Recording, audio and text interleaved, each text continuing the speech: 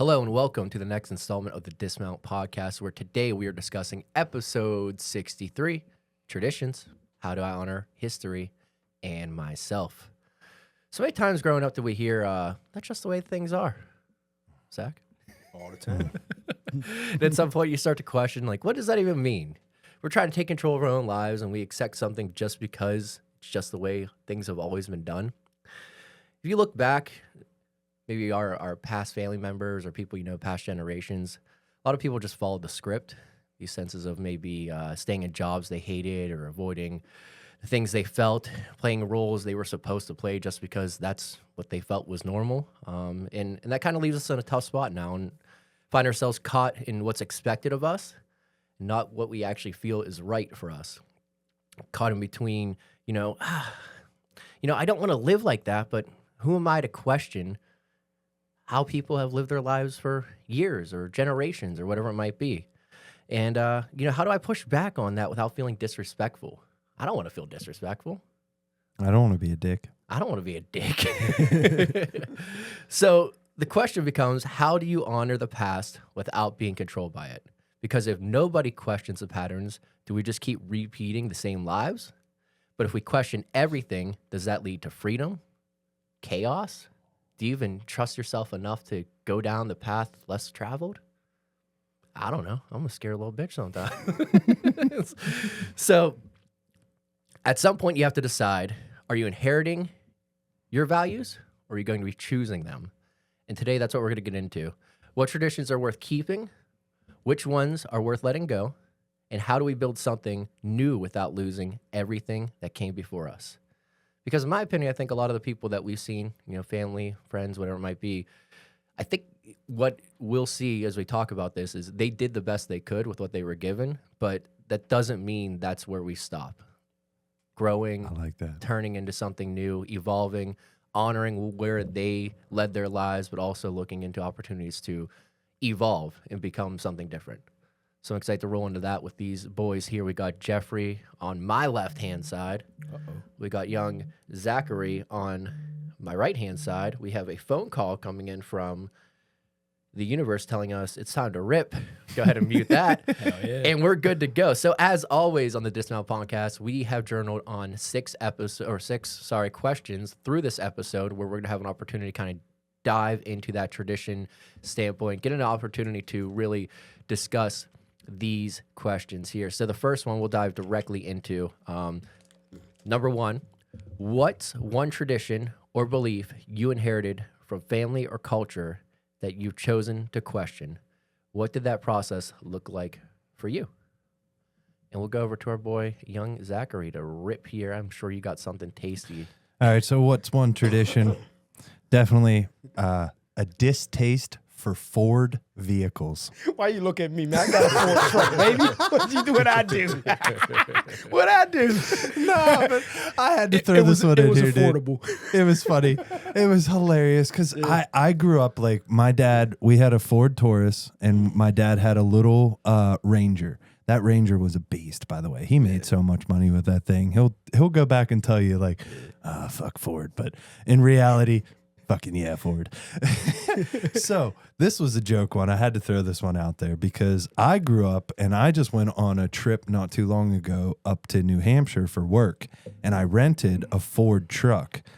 And I had my kayak, I had my bike, I had everything inside this truck. And you know what I loved was I went on a 118-mile bike ride, got back to the truck because I had to go up and back.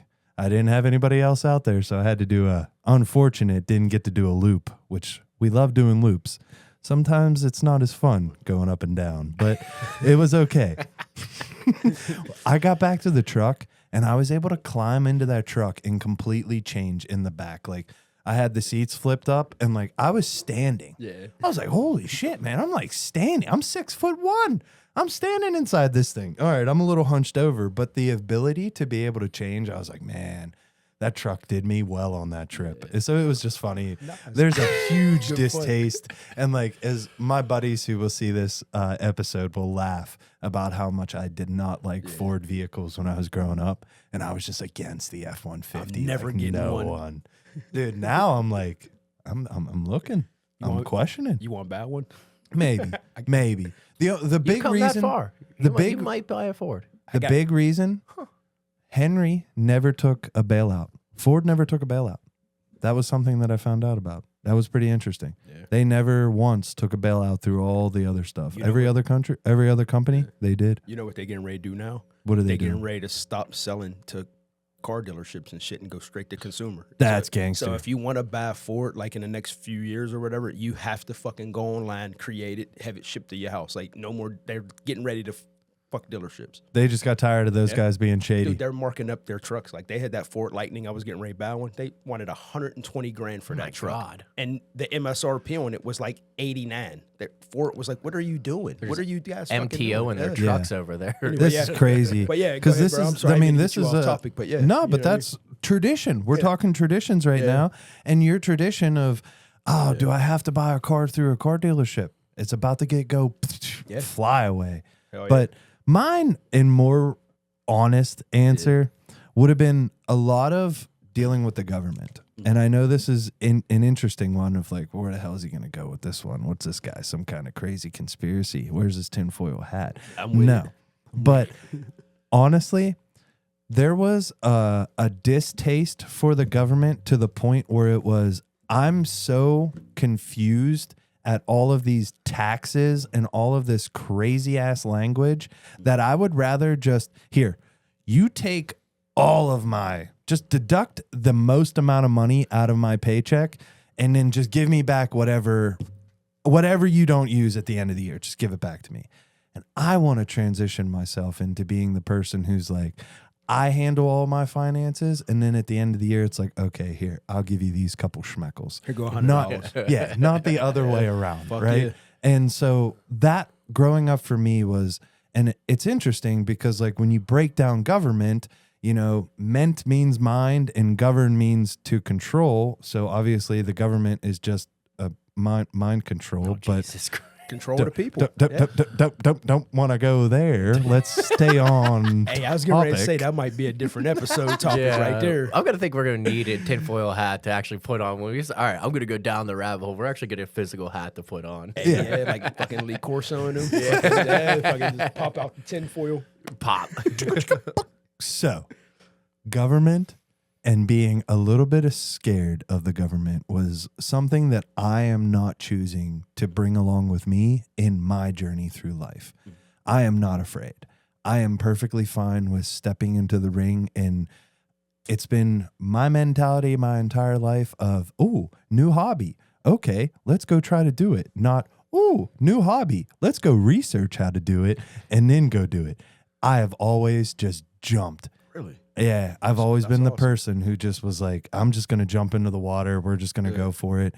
I will sit here and I will think about it too much, but it's not a matter of like spending way too much time researching it and not finally executing. But it's like, once you in it though. You doing all the extras once you in it though. Yes. So like you getting that real time experience. Like you actually building that good cachet of shit that you know can work and not work for you. Yeah. Well, that's a lot of like what would hold me back in that too, because I would go, oh, I want to learn something new. Let me research everything so I do it perfectly the first time. And what a dumb way to approach that, because no matter how prepared you are, you're going to not do it right for a while, and you have to accept that very quickly.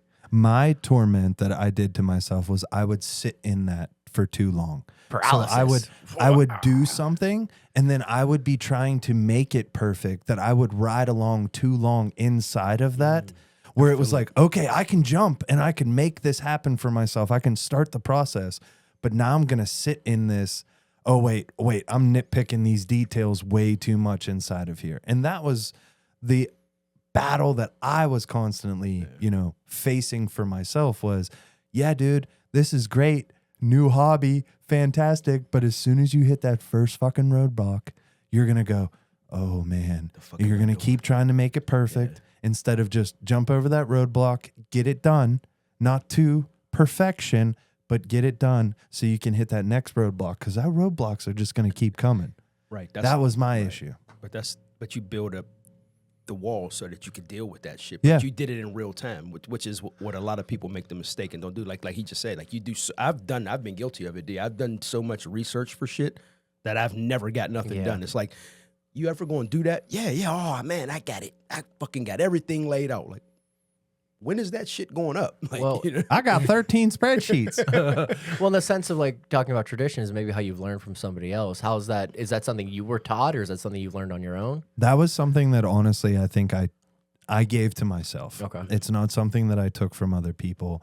And you know, perfect example was starting the business for me, starting Scooby Ruby Media. Yeah.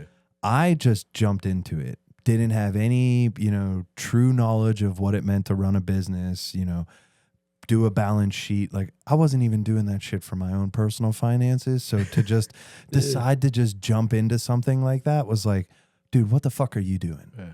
But if I'd have never done that and I would have never gone down that path, I would still be living in those traditions of being afraid to have that business that's mine for the sheer fact of like, oh, I might create this thing and someone might come take it from me, or I might dig myself a deeper hole by creating this thing for me because I didn't know that there was this, basically, I'll classify it as a parasite that would come and basically torment that situation in the sense of be that taxes, be that laws, be that something that would come that would force a lot of negativity in your life because you created something that you were like, I always wanted to do a business for myself, so I'm just going to fucking do it. And then all of a sudden it's like sanctions, this, that, IRS, whatever the hell the it red might tape. be. Yes, Yeah. all the red tape. Perfect. Thank you. Starts coming after you and you're like, oh, shit. So for me, what did it take to start that process and what did it look like for me was just going down that rabbit hole for myself, starting to dig and burrow, and maybe I would build a home for myself at some point in time. But it was just about constantly saying, I'm not going to stop burrowing. I'm going to finally hit gold maybe at some point in time. Or I might, rabbit, I'm digging to try to build a home. I might open up into an entire cave and it was like, oh shit, I just burrowed into a cave. Shit, I don't have to do all this work. Look at this house I just got for my family. That would be gangster. That's like the entrepreneur, like perfect, you know, schematic example, little cartoon they show you of the guy who's with the pitchfork digging for the gold. And it's like if he would have just sledgehammered one more time, he'd have got there. So for me, it was super slow process, but it's starting the business for myself and it's teaching myself as quick as possible so that when those roadblocks keep coming, and they have, I'm hitting them, I'm jumping them, I'm getting it done, and I'm moving on. And I have really plagued myself for a long time of being stuck in like a basically just under a rain cloud.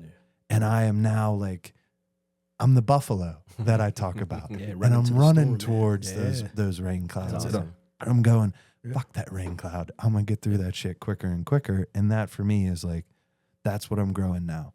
I'm growing this version of myself that's not afraid of someone potentially coming because I know that I have built the structure, or someone does come and take it. I don't give a flying rat's ass because you can't take my mind. You can't take my consciousness. You can't take my ideas. And I'm going to just rebuild it again, dude. Someone comes, like, that's like getting mad about going to the beach, building a sandcastle, and then a fucking wave comes and knocks your sandcastle over. And you're like, well, shit. You just move on and you build another Hey, bro, you sandcastle. surrounded by sand. You got all this opportunity. You got plenty of fucking get right. Yeah. But seeing it, staying motivated, that's the thing. It's like if that happens, because you're using an analogy, you sand wash off your fucking castle. Yeah. You got to keep your mental right to go, you know what?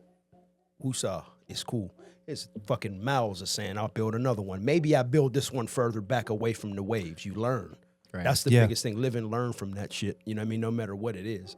You know And what I mean? so I joked about, you know, what government truly means. And so that's what we're talking about here. This overarching theme has been having control of my mind rather than feeling like someone else is, you know, in charge of it, because I'm allowing traditions and things to basically kind of steer me into a path that I'm now just following those loops. I'm Yeah. following those patterns. I'm basically just, I'm just flowing, dude. How And much I'm of not- I was gonna say how much of the negatives in life are built around like betting on people continue to follow those loops, Oh like my the God. taxes thing and not questioning Doe was she was doing her taxes last night.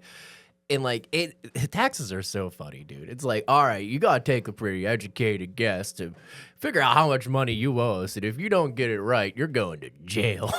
you're like, what the fuck? Why can't you just take the correct amount of money yeah, out, bro? Like, right. please don't make me sit there on a Saturday night thinking, am I gonna go to prison if I don't give you the extra $47? Hey, bro, am Please I- don't knock on my door. Am I buying new furniture or am I going to jail? I don't know what I'm doing. Yeah, Let me yeah, see, yeah. I'm like, yeah, exactly. I could get that that bar card I was looking at, or prison. You know, it's just nuts. It's man. crazy. A lot of those things, like I think a lot of society is built on. Sorry, dude. I think there's a lot of people probably out there betting on you, hoping that you don't follow yeah. through on that you don't take that path less traveled to go see, hey, can I build something for myself, as opposed to I'm just gonna fall in line. That's what Well- everyone else did. That's the comfy way to do It's it. the comfortable thing to do. Hell yeah. Yeah. Just Well- do what always been done. Fuck it. Yeah. It's a selfish thing, but why would you want someone to outshine you? You know, you're here and well, all I want to do is just be this. I want to be a beach bum. Well, then I expect everybody else around me to want to be a beach bum. And so anybody who's striving to be higher than a beach bum, what the hell? But I mean, that's just a way to look at it, but arguably that's kind of what we're talking about here is 100%. I'm this version and I don't want anybody to be more than what I am around me. That's kind of what you're describing to me. Yeah. Yeah. A little bit. Absolutely. Jeff, what about you?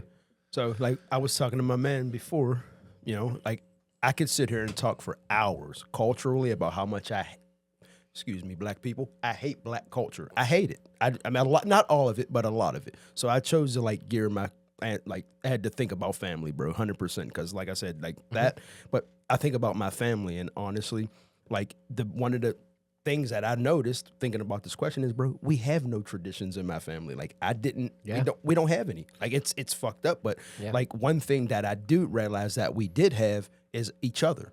And like the family gathering, and you can attest to this growing up in my life. Like, there's times where we have had family gatherings, bro, and I'm like, I'll tell my wife, where's your brothers? They ain't coming? What are they doing? Like, this is a family thing. They're supposed to fucking be here. What's going on here? And she's like, And that's just the way I grew up, though. Like, and I had to think about that. Why do I carry that? Like, why did I feel that? Because, like, when I look at my family, dude, we never dichotomized. Like, my family never broke up and went and got married and made their own traditions. Like, we were always, it was just us.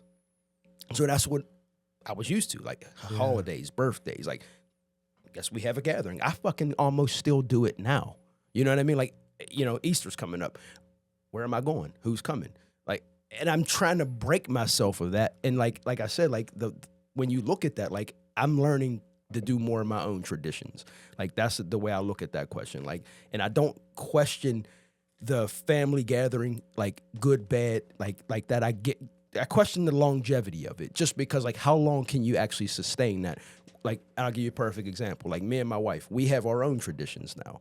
So, like, I kind of stay away from the ones that I used to do. Like, I'm learning that the traditions that me and my wife create, those are our traditions. Those are the things that we do. And for me, like, I have to look at that, but the process to do that is reflection. I know I said it a million times, but like when I look back at my life, like, I look at that shit and I'm like, okay, why do I feel like that? It takes maturity, right? To go, why are you so like everybody has to, like, the family gathering, dude, it's nuts. Like, it's stressful too. Like, I don't know if you've ever hosted holidays and shit. It's stressful. You got to keep the crib clean. You got, my dog's trying to bite him. You know what I mean? I got fucking, I got to think about all this shit, dude. I got 4 dogs. I got people come to my house. I got to cook. Dude, it's so much stress. And it's like, you could just let that shit go.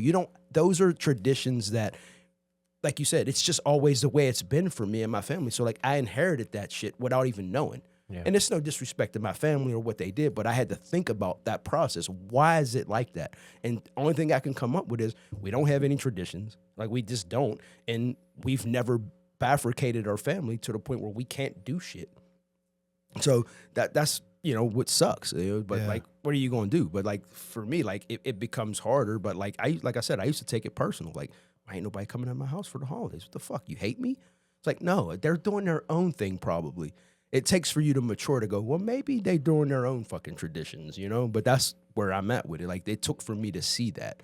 And it's like, I know it's not like a big deal, but like family was everything to me growing up. Like we don't have much. Like some people have extended crazy families. There's like 10 of us, 13 of us, like max. You know what I mean? And it's tough to like when I think about it, some people have traditions where they meet with their family and do like, they take trips to the shore every year or like little shit like that. I didn't have any of that. And it took for me to reflect on this question, dude. I didn't have it. So I didn't know what they even think about this question. Is like, and I just looked at it from family because like I said, if I went culturally, whew. Yeah. Yeah, but how special are those gatherings? Like even just that bringing everybody together. Yeah. I think the shame of it is the way that we have transitioned as a society was we've kind of we're holding on to Christmas, Thanksgiving, like all of these, Easter being another one since we're right around Easter. Yeah. These are so important. Like you have to get together with family. And so someone feels that way that like, this is so important. I have to host. I have to keep this going. But then everybody else is around there is like, I want this too. I want all of this, but I have no ability to give right now. I have no ability to help out with, food or this or that or whatever it might be. Right. But then it falls onto one person because everybody else is trying to just survive. Yeah.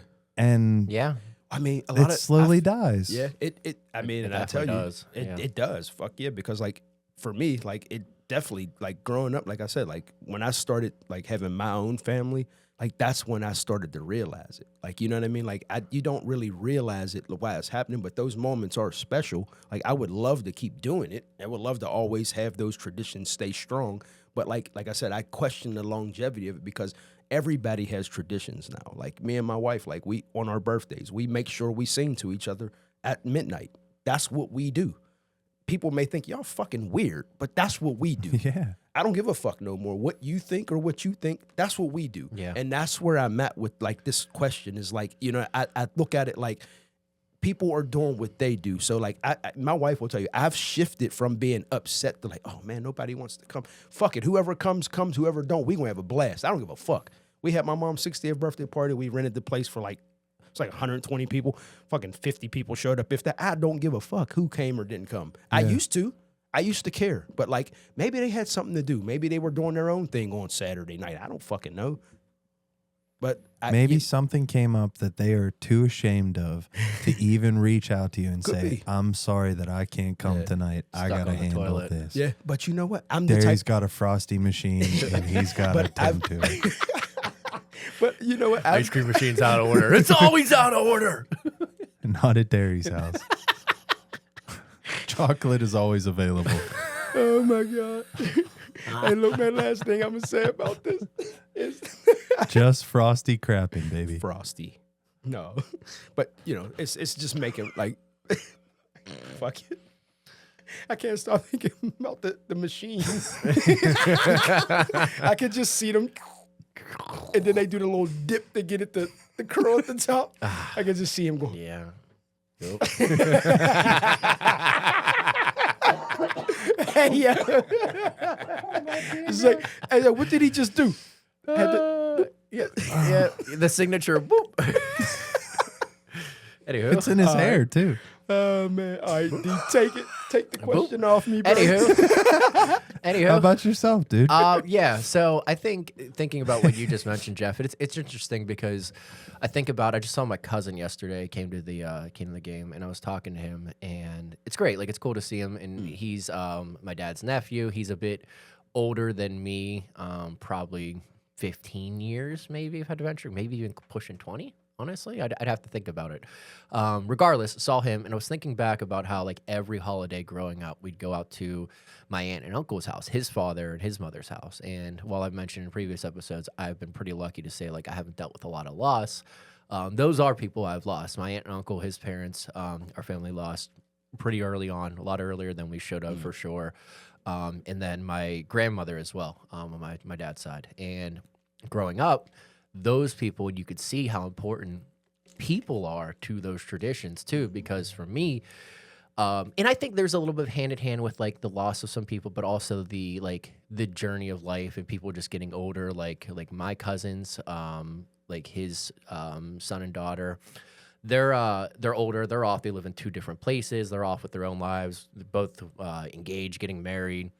You know, another aunt of mine, you know, she lives here, but her son lives across the country. Like when we lost my grandmother and my aunt and uncle, like all those, the Easter and the Christmas, all that stuff, it kind of just came to a stop, honestly. It really did. And that is, on one hand, it's tough to like deal with because like, oh man, I really found value in that stuff. But on the other side, it's like, okay, but it doesn't mean that traditions stop for people. They just kind of evolve, and there's something that's okay about that. But it is interesting to see like how much that stuff has to do with just like the people who are involved and how quickly that stuff can die off when you lose someone very important to you or whatever it might be on that side. And I was thinking a lot about that recently on my end, but that's not where my answer lied at all. I completely went off the rails on this a little bit here. The one belief I have always struggled with is respecting authority. I think I've always had an issue with that. And I thought back a lot about past generations when I was writing this, because I was thinking, okay, like what's one thing that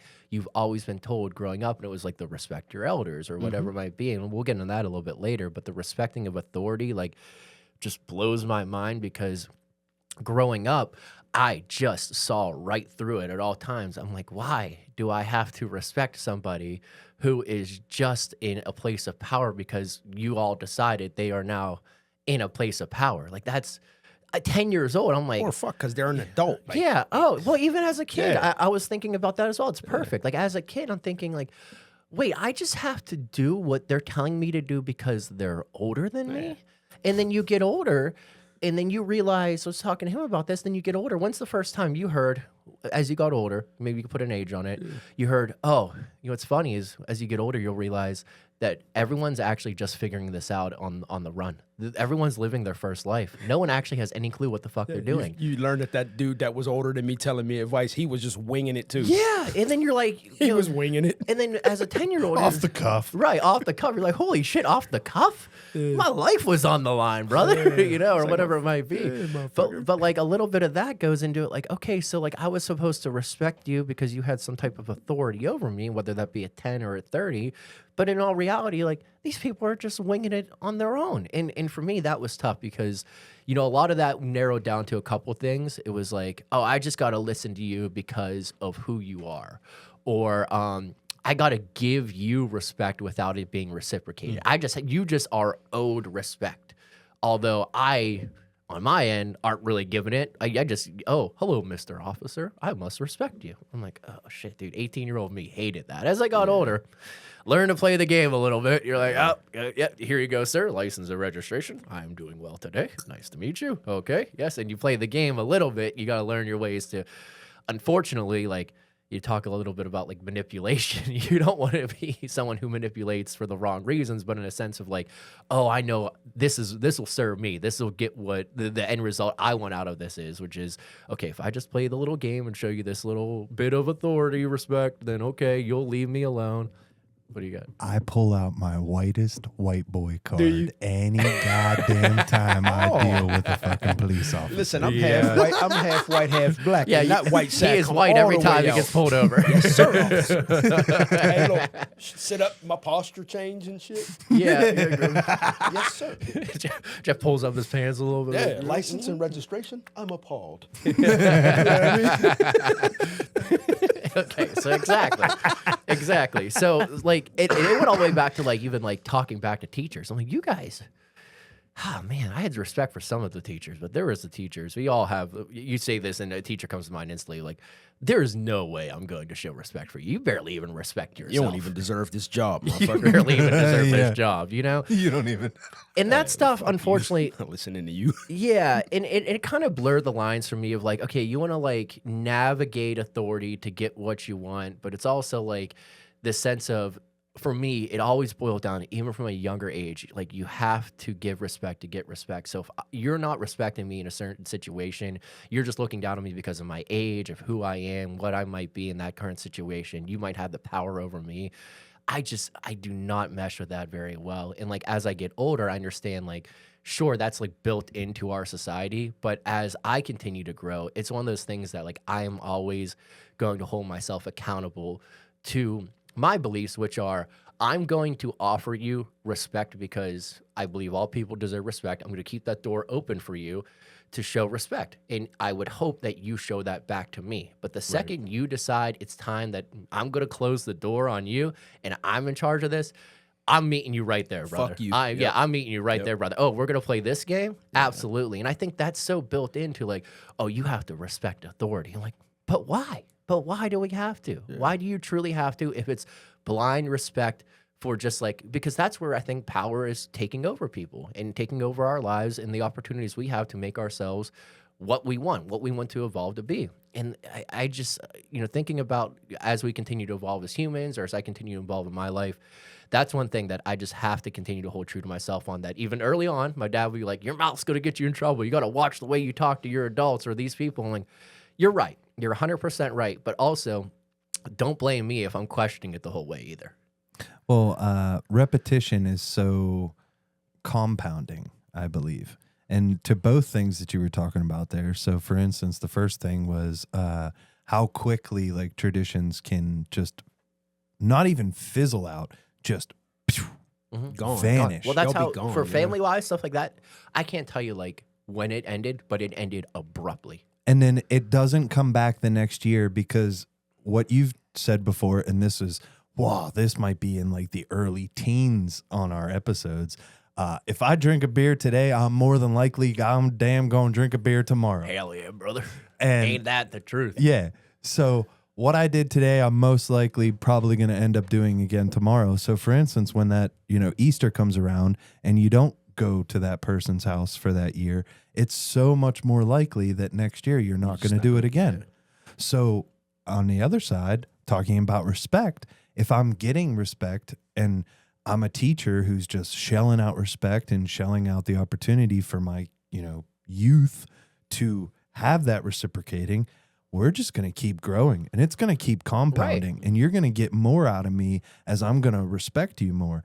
But that one time, it's like, we do this because I say so. Yeah, nah. And it's just like, oh, Okay. you And say so? You brought up a good example. You're like, yeah, but you need to make sure your little nephew's not cutting your hair off at Thanksgiving dinner. Yes. Yes, of course. That's perfectly fine. But I think that like a lot of, and I don't want to speak for the kids, man, but like a lot of times, like as a kid, and I would think attest to both of you, like you just want to feel heard more than anything. I just want you to hear like what I have to say. I might spend I don't need to be correct. No, but I want to feel heard. I want you to I see got a me. point of view. And then if anything, right, I have a point of view that if anything, and kids are so much more innocent, they haven't been corrupted by our society at that point. They might offer you some wisdom, Listen. but if you're just caught in this like headspace of, no, I'm correct because I've been here longer, like, nah, bro. Like Dude, that could be at a job, that could be in terrible. life. It's just not the way. If you find yourself on that side of it, I would challenge you to maybe just open your mind a little bit more to what, even if the new employee who walks in been there 6 months and they have this great idea and you go, well, we've been here for 20 years doing this and you wouldn't know any better. Like maybe they do. Maybe they do. Maybe if you were wondering how we're going to get to that next level, that's probably the way. Yeah. How many times have you, like we've all done it, how many times have you been talking to somebody younger than you or less mature than you think they are, and then you go, oh shit. Like to that sentiment. Like I've talked to as I've gotten older, hell, I've talked to like dudes your age. Like I've got 8 years on y'all. I think that's a big amount of time, but like he helped me realize last episode, like you need to start living, bro, and stop worrying about fucking dying so much. Yeah. I got that from a dude 8 years younger than me. I don't go, oh, well, I'm older than you. I should know. No, motherfucker, if you know, tell me. You got to put your pride to the side. And like another thing you talk about, when you stroke a fucking person's ego, that's when it gets, if you always take the high road with me, D, this dude's trying to meet me halfway. You got to be mature to think that. You ever try to meet them, take the high road with a motherfucker, and they still do the ignorant shit. Yep. And you're like, what the? You gonna make me turn into an animal? Why are you gonna make me do that? Yeah, you're creating the You- monster. right? You gonna You're make doing me? this You gonna thing. make me introduce you to the person I've been suppressing for 2 fucking years because you don't want to be because you want to be a dickhead, and I'm trying to take the high road with you all the time, but you just keep pushing the fucking button, and then now I'm wrong. I'm the angry black guy at work because you fucking pissed me off. Yeah. I've been taking the high road with your ass, and now I'm in the office getting suspended. Happened to me several times. Yeah. You know? They got the stick and they just keep going. Yeah, Come bro. on, Yogi. Come Yeah, on, poking Yogi. me. And then, Turn and, into and the then bear. soon as I go, you know what? I'm done taking the high road with this motherfucker. Jeff, come on into my office. You can't talk to people like that. Well, this motherfucker been talking to me like this for 2 years. I'm not gonna do it no more. I'm ready. We getting ready to go in the parking lot, and I'm ready to beat his ass. Like I don't care. Don't. What did they have to say to that? I transferred to a different department. I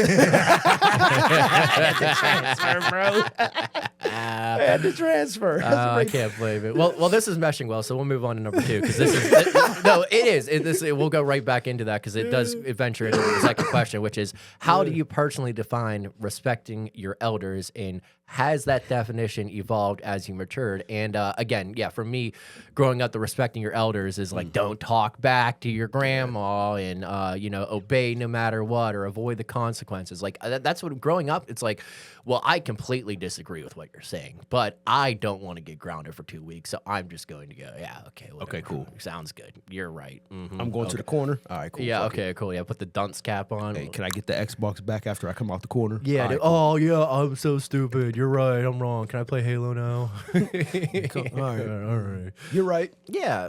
And there, it felt like a couple of things I've hit on already. Like your opinion didn't matter. You were seen maybe as like unintelligent. Like you're the smaller being. You're the gremlin on the ground. They're the higher god being. Whatever. Oh yes, I know all. I know everything. You don't know anything. And it shrinks you down. And like honestly, dude, like as a kid or even a teenager, or whatever, like that shit does stick with you. It does. If you feel like you're being shrunk down and you feel like you're maybe not intelligent or like your dreams don't matter or whatever, and you think those formative years don't matter, they do.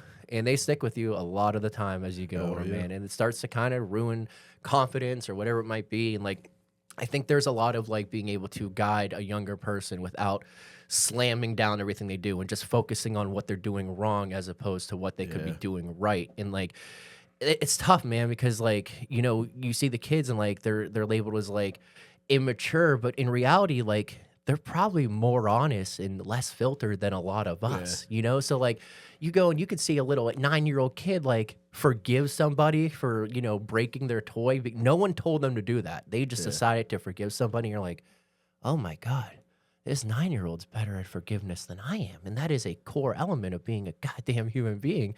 How blind am I in this situation to not see what they can offer me as a human to continue to evolve, even if it's some like immature stance. You can continuously learn from everyone around you. It doesn't matter if they're 9 or 90 or whatever it might be. And Yes, man. I think my shift had come from something I already mentioned is as you get older, you realize, dude, this is everyone's first time on planet Earth. It's that simple. No one has any fucking clue what they're doing. And by the time you figure it out, kind of on the way out anyway.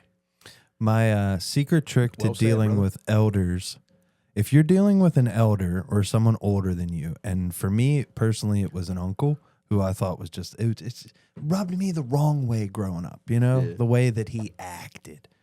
Not going to go into details. Yeah. But I learned my secret little trick is when you're dealing with someone who is in your family, who they have a tendency to act a certain way, and you don't agree with it, if you can look at that as potentially being a mimicked experience, like a mimicked, they're mimicking someone who was above them, then it's easy.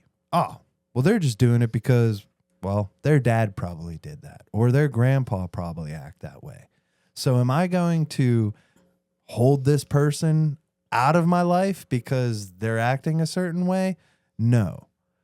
And that's where, like, for me, it was just if you can see someone as potentially they're just doing something, mimicking was the word that I was using, then there's a potential that it's very easy to just look past that and allow yourself to say, I don't agree with that person, but I don't have to choose to do that same type of thing. I can choose my own path. And to the thing that we were talking about earlier, it had to do with everything of just allowing that person needed to give you 2 seconds to make it look like they actually computed what you said inside of their mind. Yeah. Hey, I just want you to be heard. That's all I want to be. I want to be heard. I just want you to show me that maybe you took 2 seconds to think about what I was saying. And if you don't get that, that's when it starts to hurt and it starts to question, do I respect my elders or not? For me, it was, I always had that blind respect, but I didn't learn until later on these things of where it's just like, man, I always still loved my uncle, but I always thought of him as kind of a weirdo, but I'm a weirdo. So is it just that everybody's weird in their own sense? Yeah. That's a strong possibility. So for me nowadays, I love sitting down and talking one-on-one, whether that's over the phone or like physically just one-on-one. I don't like it being like a group setting where you're dealing with like both your grandmas or this or that. I like for it just to be like you're with one grandma. And I love taking that time to listen deep as I possibly can for those potential little nuggets. Yep. And we've talked about this before. But what I find the most important thing when you try to go on this little, nugget path of trying to get these little golden nuggets, this, gold rush, is to focus so deeply on trying to mitigate there being any outside noise from the conversation. So if you're on the phone, make sure that you're in a setting where no one's going to like, if someone starts walking towards you, just fucking walk away. Don't allow anybody to come talk to you while you're talking to that. Not only other that, you person. start, or other people like involved, you start filtering subconsciously what you're saying or the way you're responding to. Not like there's so much influence Yes. on just a third party being involved. Yeah. It's so important to me is to mitigate of it just trying to be like, we are just in this channeled path together and there's nothing else here, because that's when you really get the walls to break down, is when there's that real, true, deep connection that is felt. But that is only in my personal experience. And there could be a million other ways to get to this level. I'm not saying this is the only way, but for me, it's to try to literally, honestly, horse in blinders with just that one person that you're with. Yeah.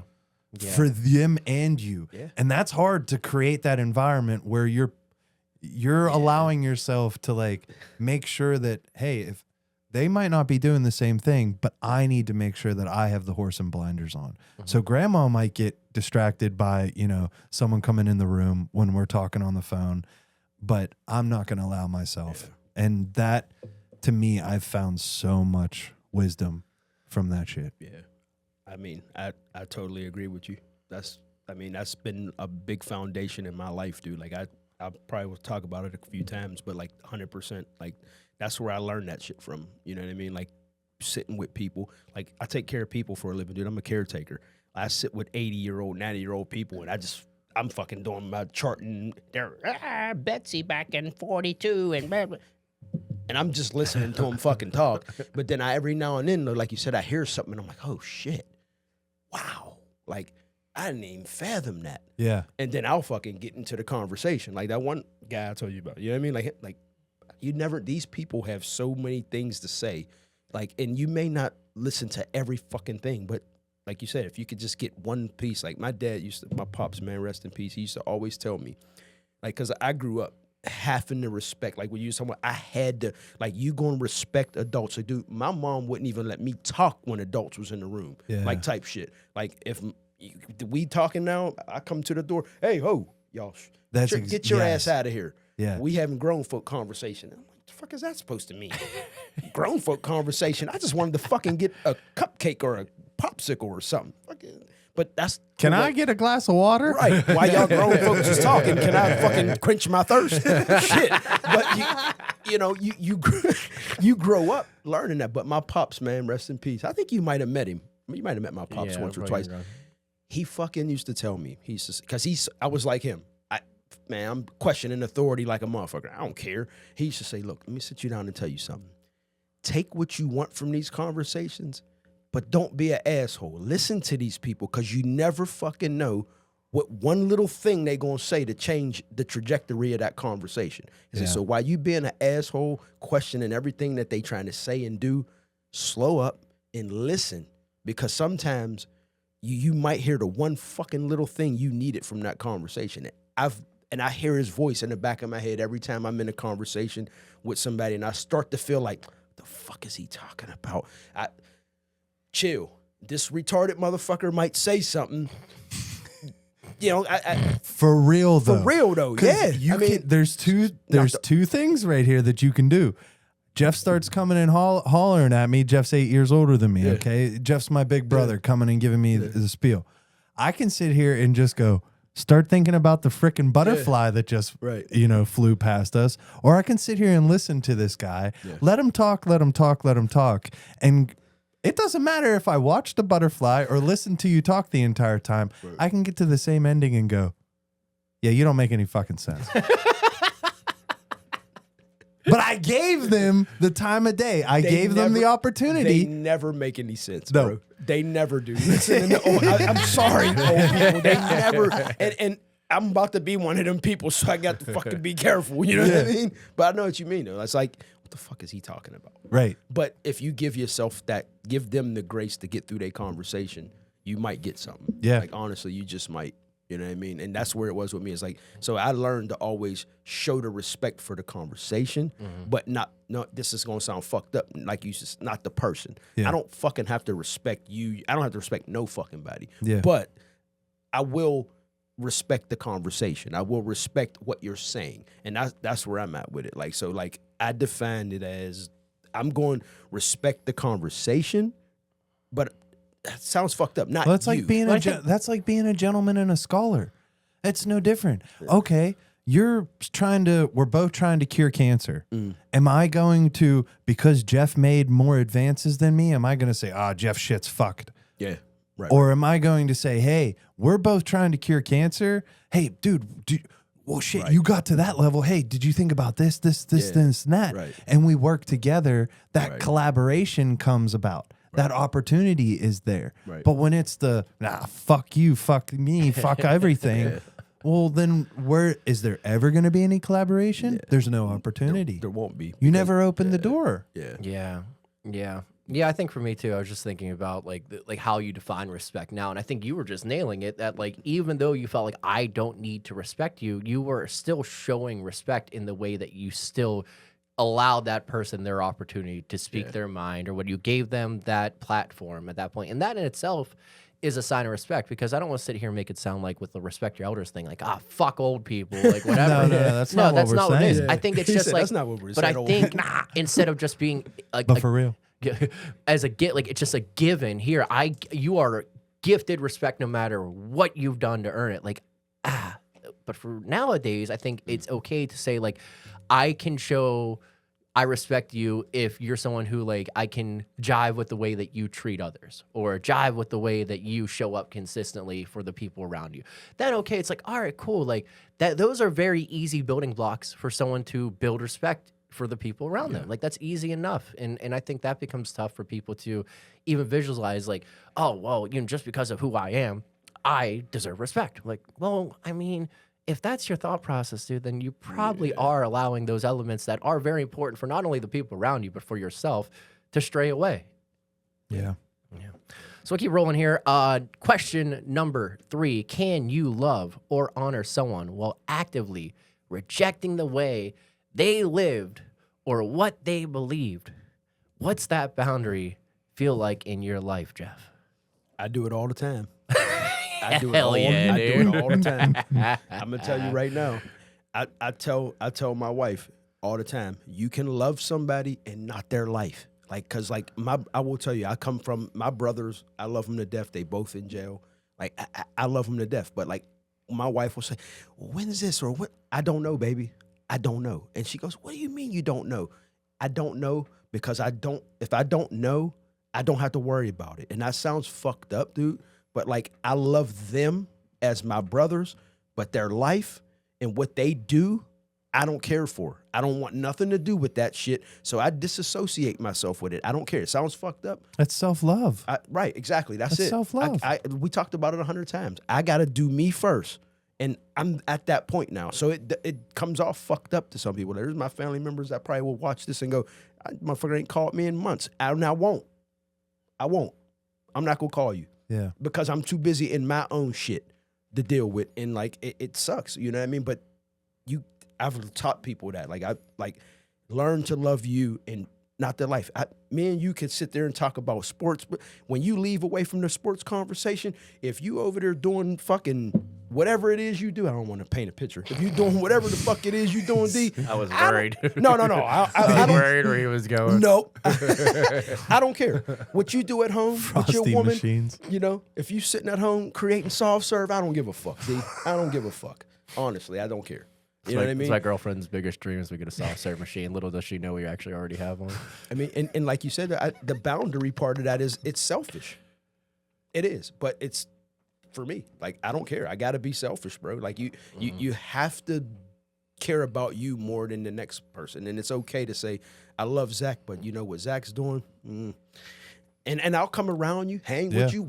It's my guy. How screwed up is it that self-love is seen as selfish? Like, you have to be, like, you know what I mean? But it is, though. Because, I mean, in the definition of being selfish, it is. It's the definition. You got selfish and you got self-love. It's the self is the version. Like, we're talking about the self. So it's but it's selfish all has, like, about- that negative connotation. I know what you To mean. people, It's you know, like a like- stigma. Yeah, It's there's a stigma you around being selfish selfish. fucker. Yeah. Yeah. But Oh, it's yeah. like, I told you I couldn't hang out yesterday. Oh, you're too worried about yourself. Like, I am. I Thank you. literally It's like, am. I appreciate that. But see, like, you know what it came for me is like when I started recognizing that with other people, like I said, the maturity of like I'll get like example, like I was talking about the holidays and shit. Like I learned like, okay, somebody may not be coming to hang with you on the holidays because maybe they want to hang with their loved one or their wife or their girlfriend in their own personal hovel, or maybe they go to this person's house or that person's house. It happens, but you got to learn that shit. You know what I mean? Yeah. It sucks, but nobody's doing it on purpose. Like, I'm not an asshole on purpose. I'm not selfish on purpose. But it takes the next person to understand it. You know what I mean? Like, okay, he's doing his thing. You know, let him go. You know, But is it potentially more selfish to expect those people to be worried about you? Yeah. So if you're sitting here and they're so selfish. Yeah. Well, are you not being selfish, expecting thinking them to have to be, well, they should just be available for my time. Yeah. Right. That's what I'm What saying. about my needs? Right, but that's what we're saying How here. selfish. When I'm shooting that arrow of calling Jeff selfish, I'm myself being selfish, expecting him that he should be available for me. Yeah. That's true. Yeah. Yeah, those people got a selfish allergy. Yeah, so I was thinking- it's not about they got a holy shit. There's no Zyrtec in the world for that. No crawfish for that guy. But no, because to me this was the ultimate form of self-love. Because if I can see someone and if I can find love for somebody who I can ultimately not like a piece of them, then I have ultimately given myself back self-love, because there are versions and pieces of me throughout my existence that I might not have liked. Right. Because if I am constantly growing, which is what ultimately life kind of sort of is about. I mean, it doesn't have to all be about growing. I don't want to say that, because there's got to be some experience in there, right? Hell yeah. Then if I'm focused on growing, then that allows me the ability to basically give myself grace for those pieces of myself that I might not have been too appreciative of, that I might have felt shame, or I might have felt guilt, or I might have brought any type of negative connotation to myself because I might have those things in my backpack that I'm rolling around with. So if I can see a piece of you that I'm not a huge fan of, but still love the whole, then I can do it for myself, which means that now I have self-love, which means that now no one can fuck with me. What can fuck with me? Right. What can fuck with you at that point? Because if you've now found the self-love for yourself, then it's like, well, I don't need validation from him. I don't need validation from you. And I sure as hell never needed validation from all those people on the camera. Yeah. The hell with them. Yeah. You know, so it to me, the rejecting was finding the self-love. Yeah. Hell yeah. And dude, the selfish shit, that to me, like that, I'm not saying that came off the cuff when we were sitting here talking, and that like made me now, I'm thinking of a million other things that I need to just sit here and cook for a second. Let it rip, dude. I'm you saying, want to simmer? No. I'm just saying, I'm now Yeah. thinking of like how That's I can, the point, yeah. what I can really do with those types of ideas, and how we're just continuing to grow here with this podcast, and how we're elevating ourselves. So if I'm sitting here and I'm trying to grow this podcast and I'm trying to bring on more attention, is that not selfish? Yeah. Yeah. So now it's like, what the fuck truly is selfishness or not? And it looks like that might be an episode at some point in time. Yeah. Oh, God. Hell yeah. That'll be a hell of a one. I mean, for me, a little bit of that, actually, in the sense of like thinking about where I'd go with this would be, I guess where I went down was thinking about past generations, and not so much a specific person that came to mind. I thought a lot about like my grandparents in that sense, and like the things they had to experience and build off of, and like the instances where maybe they had to be selfish in their instances too, to like continue to grow. And like, I guess not so much thinking about being selfish, but continuing to evolve in being selfish is one thing that I really focused on here, and understanding that like, you sit down with your grandparents. Both my grandparents, sets of grandparents have all passed, lived really long lives. Both my dad's side, I was looking the other day, into their 90s, dude, cooking. Damn, got the good genes. Cooking, dude. Oh, I ain't going anywhere. You should be happy about I ain't that. going anywhere, dude. Both sides actually cooking. You remember great grandma, bro? Shit. I think. Oh, dude, I she used to lived call be her like- old ass, bro. Yeah, dude. I think she lived to be like 117 or something, bro. I used to call Up her there, old dog. ass. I swear, bro. And she used to hit me in the hallway, and she used to ask me for a cold Coca-Cola and a crumb cake. She couldn't see shit, bro. I remember one time I come downstairs, I snuck in the crib. His sister stuck me in the crib. That's how long we go back. Your sister snuck me in the crib. I come downstairs, she's walking. I go down to get something to drink. She's fucking coming around the corner. I'm like, I didn't know she couldn't see, bro. So I'm like, oh shit, I'm caught. She walked over to me. She said, Coca-Cola, crumb cake. I said, oh shit, she just wants the shit. Gave it to her. She turned around and boogied. I was like, oh shit. Oh my god. Anyway, I mean to go on. I just Nah. thought about that when you That's said that. hilarious. All good, all good. So like, you know, coming from a point of respect though, like I do respect from a grandparent's point of view, like in what they experienced. Like, yeah, I respect the sacrifices they made, provided for their family. They went through a lot in their time, like world wars and all this stuff, and it's stuff we're still experiencing now. Like, let that be. But life was like incredibly different 70 years ago. Like you were just talking about like making the podcast and all this stuff, and like, oh, is that seen as like selfish or whatever? But like realistically, like, dude, were our grandparents, or was your grandfather, my grandfather, sitting around talking about their feelings? You know, right? They Probably weren't.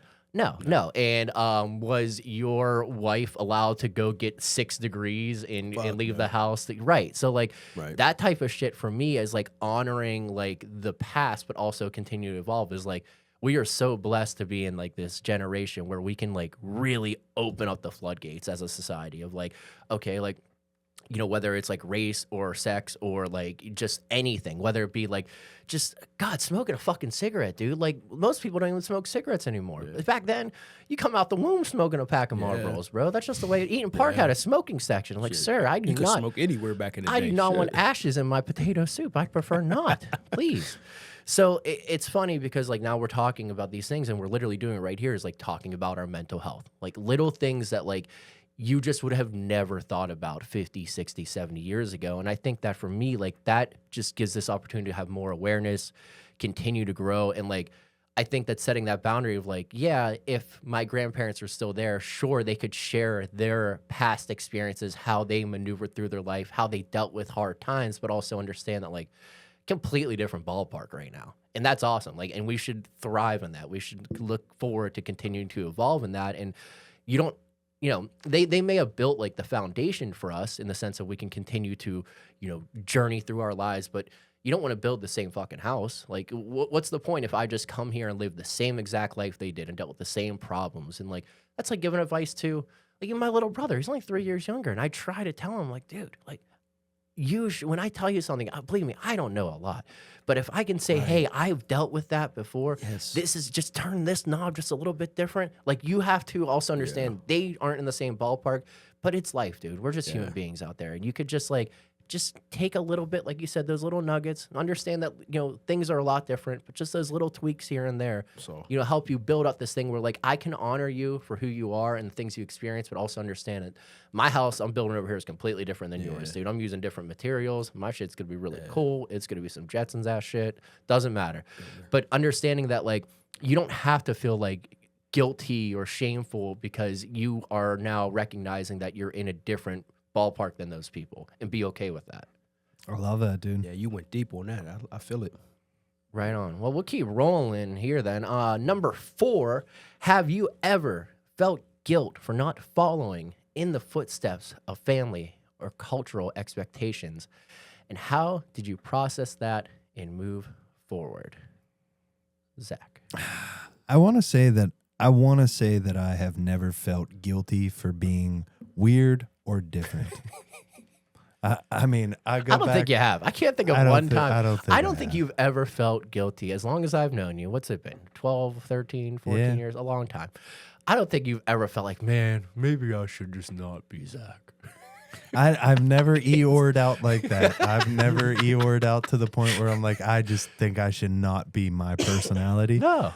But I will Very say, unapologetic. yes, I will say that when in the last question was for me, it was finding self-love. That's what ultimately the last question was based around.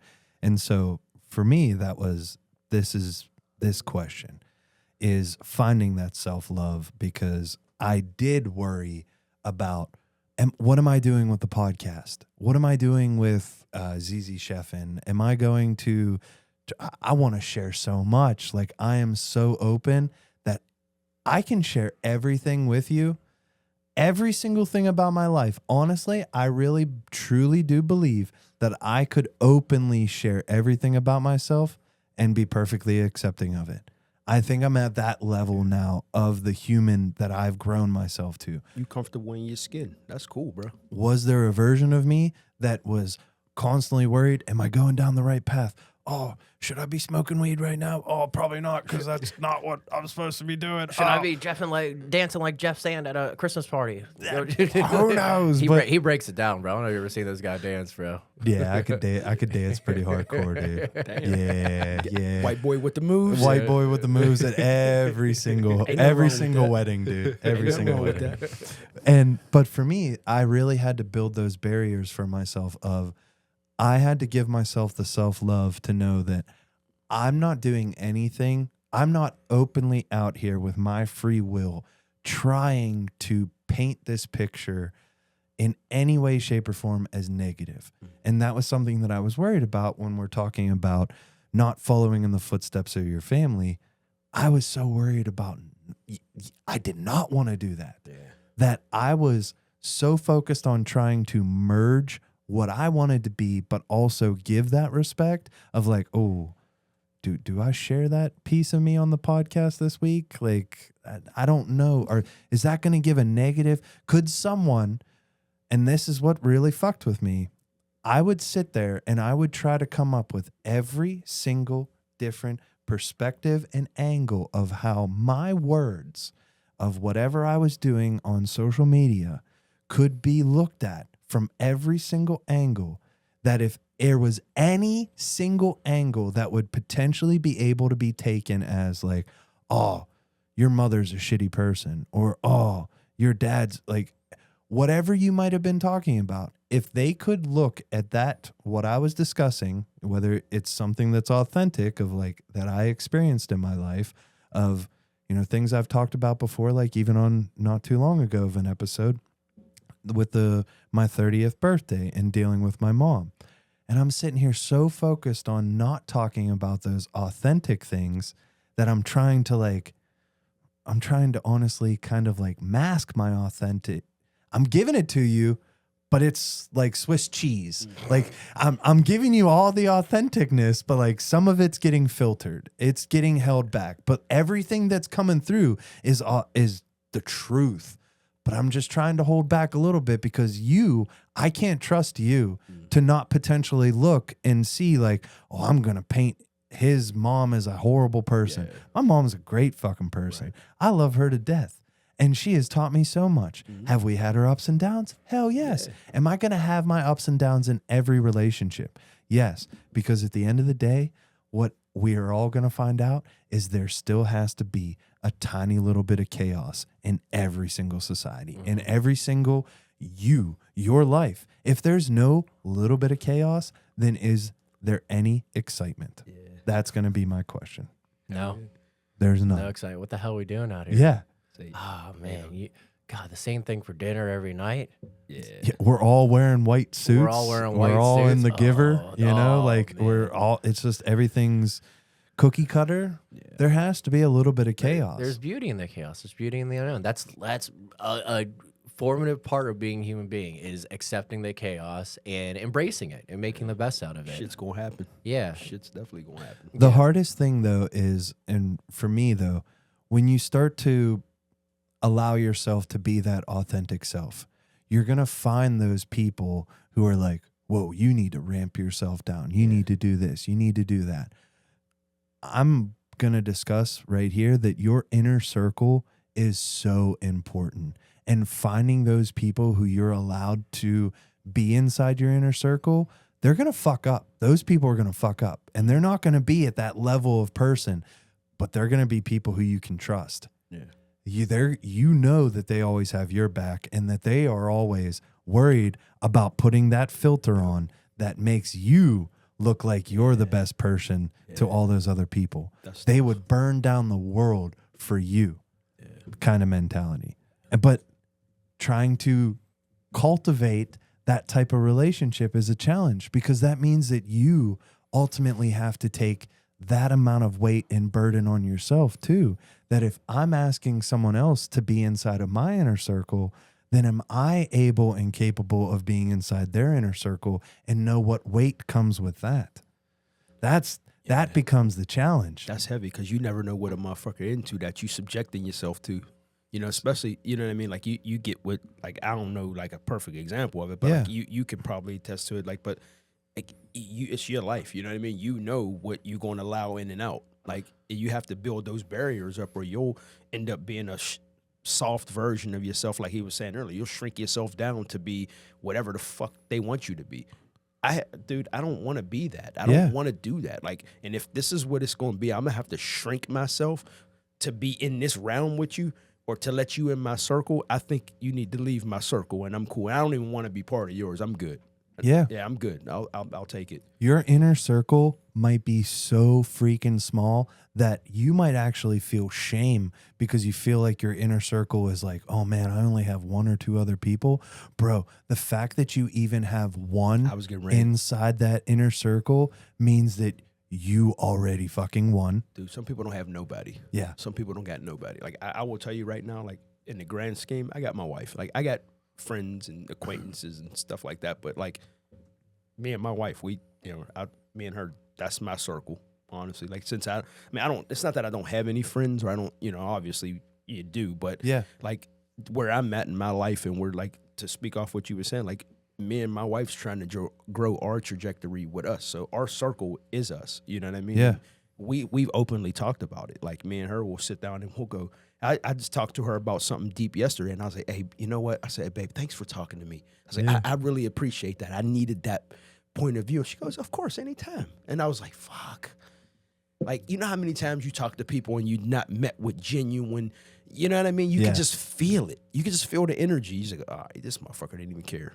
All right. I wasted my time. Yeah. You know what I mean? So I know what you mean. Like, you let motherfuckers in your circle only to be like, fuck, why did I let this motherfucker? You know what I mean? How many times you done that? Like, oh my God, I got to get this motherfucker away from me. Sucks. And I talked about the weight of being able to, for you yourself, being a part of somebody else's circle. That means that you had to give yourself that weight first. So when we sit here and we talk about if you had one person inside your inner circle, you already won. There's always one person inside that inner circle that's available to you. It's you. I was getting ready, damn, bro. Because if you are not giving yourself the self-love, if you're not building your own personal cocoon or whatever you might phrase it as, cave, burrow, whatever it might be, if you're not prepared to build your circle out for yourself, then you've done nothing. You can't be there for anybody else because you can't be there for yourself. And the only way your circle's ever going to be allowed to be able to open up and invite somebody else in is if you already have enough self-love for yourself, because those people are going to let you down. It doesn't matter how close they are. They are not going to show up the same way that you would show up to every single situation that comes out in your life. But they're going to be, if you start building that inner circle out, and this is why it's like I'm really, really trying to hammer home on this, because our society is so worried about having the most amount of friends on Facebook, the most amount of I got reach, 4,000 people that follow me. the most amount of I followers. wish you wouldn't. Right. Bro, I'm out here looking for companions. Every single person who rides along with this podcast is a fucking companion. They're not a follower. Right. We're trying to build this circle out of people who are ready to have those authentic, real conversations, open-mindedness. Hey, man, this is the shit I'm spewing. Hey, man, this is the shit I'm spewing. Did we learn anything from either of them? You should. Fuck. Let's see if we can. But it's not about I'm right, you're right. And that's where this ability is. That's it. I'm trying to grow companions, dude. I'm not trying to grow followers, disciples, any of that type of bullshit. Every single person that rides along with all the different, brands that we're building and that type of stuff, they are companions to the message that we are trying to build and we are trying to spread. Yeah. You're not a follower because No. you're helping. And it's like for me, like I come into this episode with my ideas and what I thought about when I read these questions, and whatever I believed when I walked in the door, I instantly will leave here after thinking something completely different based off of what you two have to say. Fuck yeah, all the time. All the time. That's the most Yeah. beautiful part. It's not about like, oh shit, I'm coming here and everything I have to say is in the Bible. Boom. This is exactly how it is. You say something, I go, oh shit, he's right. Like, you're right. Oh man, I don't need to worry about, making up for all the people in my life and making them all happy. Like, if I just take care of myself, or so on and so point, those types of things matter so much. And that's exactly what you're saying, I think, too, in the sense of like building those companions. I think that's really beautiful in the sense of what we're trying to do is like, please don't listen to everything we say. We're out here rapping. We're building a platform for people to be able to share their thoughts and learn from each other. That's Fuck it. yeah. It's Take 1% of what I say. It's probably enough, honestly. Yeah. And then I would hope that people start to share too, Yeah. What about you, Jeff? You got anything to add on this? Honestly, like it's all like you just mentioned it. Like for me, it's a whole different world for me because like when I look at following, like I'm the person in my family that's gonna be the person that they look at, like my younger nieces and nephews, like because I didn't have that. Like growing up, I didn't have any of those like footsteps to follow. Like I mean, honestly, like my family, it was survive, get a job, survive. Like there was nothing else to it. Yeah. You know what I mean? Honestly, like I just like for me, like I don't feel like you have to follow in your family's footsteps. Some people do, or a footsteps of a family or a culture. Like I told you before, a lot of the things that I grew up culturally accepting, I fucking hate, and I run from it. But and I'm proud to say that. Like, you know what I mean? Like my family, like they didn't have it. Like it is what it is. But like I won't feel guilty letting my nieces and nephews see what hard work, what dedication, with doing something with yourself outside of what people think of you. Like, cause there's a big stigma. Like, and I'll just say, what I mean? When you grow up in the projects and you grow up, poor people, scum of the earth. There's no expectation bestowed on you. There's just not, you know what I mean? And like, when I look at this question, like the process to move forward is me being that trailblazer, to be that person that my younger generations, like that are coming up, have something to look at. I didn't have nothing to look at. I'll be honest with you. The older guys that I hung around coerced me to go fucking sell drugs and be in the streets. They didn't fucking say, hey, you know what? Let me sit you down and talk to you about mutual funds or fucking stocks or no. Here, take this and run with it. You got a brain, bro. Get out for us. Nope. You know? No, exactly. No, none of that. Just Nah, you here with us, right. motherfucker. You a capable body. Yeah. Here you go. But you know what I mean? I'm proud to say, like, I would never want that to be what I teach the next generation. Like, I want my nieces and nephews and shit to see my uncle is a good dude. My uncle go to work every day. He's a good fucking guy. Like, I want to be that, or I want to, that's at least the standard. Now, evolve it how you want to evolve it, but that's the standard. That's the base. You know what I mean? That's the way I look at that. It's like, you know what I mean? Like, I just took it personally. You know, once I got in that position, it motivated me, like, to want to do more, keep going to school, keep getting my education, like, keep being the better person that I know I can be, growing the new person I'm trying to grow so that I can be that role model, so that I can maybe one of my nieces and nephews down the line can speak to me on a platform like this and say, yeah, you know, Jeff, my uncle, you know, he did right. That's where I learned my base. I don't have a base. I'm creating my base because I didn't have one. And the base that I followed got me in the years of bullshit that I had to get out of. So, I mean, for me, like, I would never, ever, ever want to follow any of them fucking traditions. Honestly, I just don't. Like I told you when we first started, I realized journaling, I don't have no traditions. Like, being a role model, like being somebody, like, I will tell you, I fucked up one time. I believe it. My wife tells me I'm too hard on myself, but, like, my youngest brother, like, he was a fucking athlete. He was a star, bro. He was a fucking, like, dude could have definitely went pro. I know he could have. But he was too busy watching me be a trap king. You know what I mean? Watching me make money. So that's what he chased.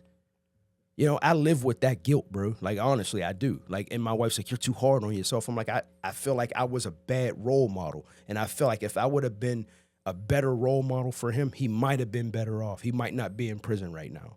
I wear that shit. You know what I mean? It sucks. Yeah. But, you know, I didn't mean to get all emotional and shit, but that, No, you're good. I wear That's that exactly shit. what this is all about. I wear dude. that shit, bro. It sucks. You know what I mean? But so when I look at that question, like, I don't want to follow. I want somebody to look at me now and go, that's what I aspire to be, like him now. And I hate when I, like, get around, like, older friends and they want to reminisce about those days and talk. I don't mind, but, like, I was a perfect example. We was at my mom's birthday party. My fucking boy Meech, I love him to death. You met Meech, good dude. Made fun of me instantly. I haven't seen him how long. You made fun of me instantly. I'm like, man, old times, huh? Old times. He said, I've been 10 years older than you the whole time. You look older than me now. I'm like, shit. He's like, you guys don't age well. That's Meech. Oh, shit.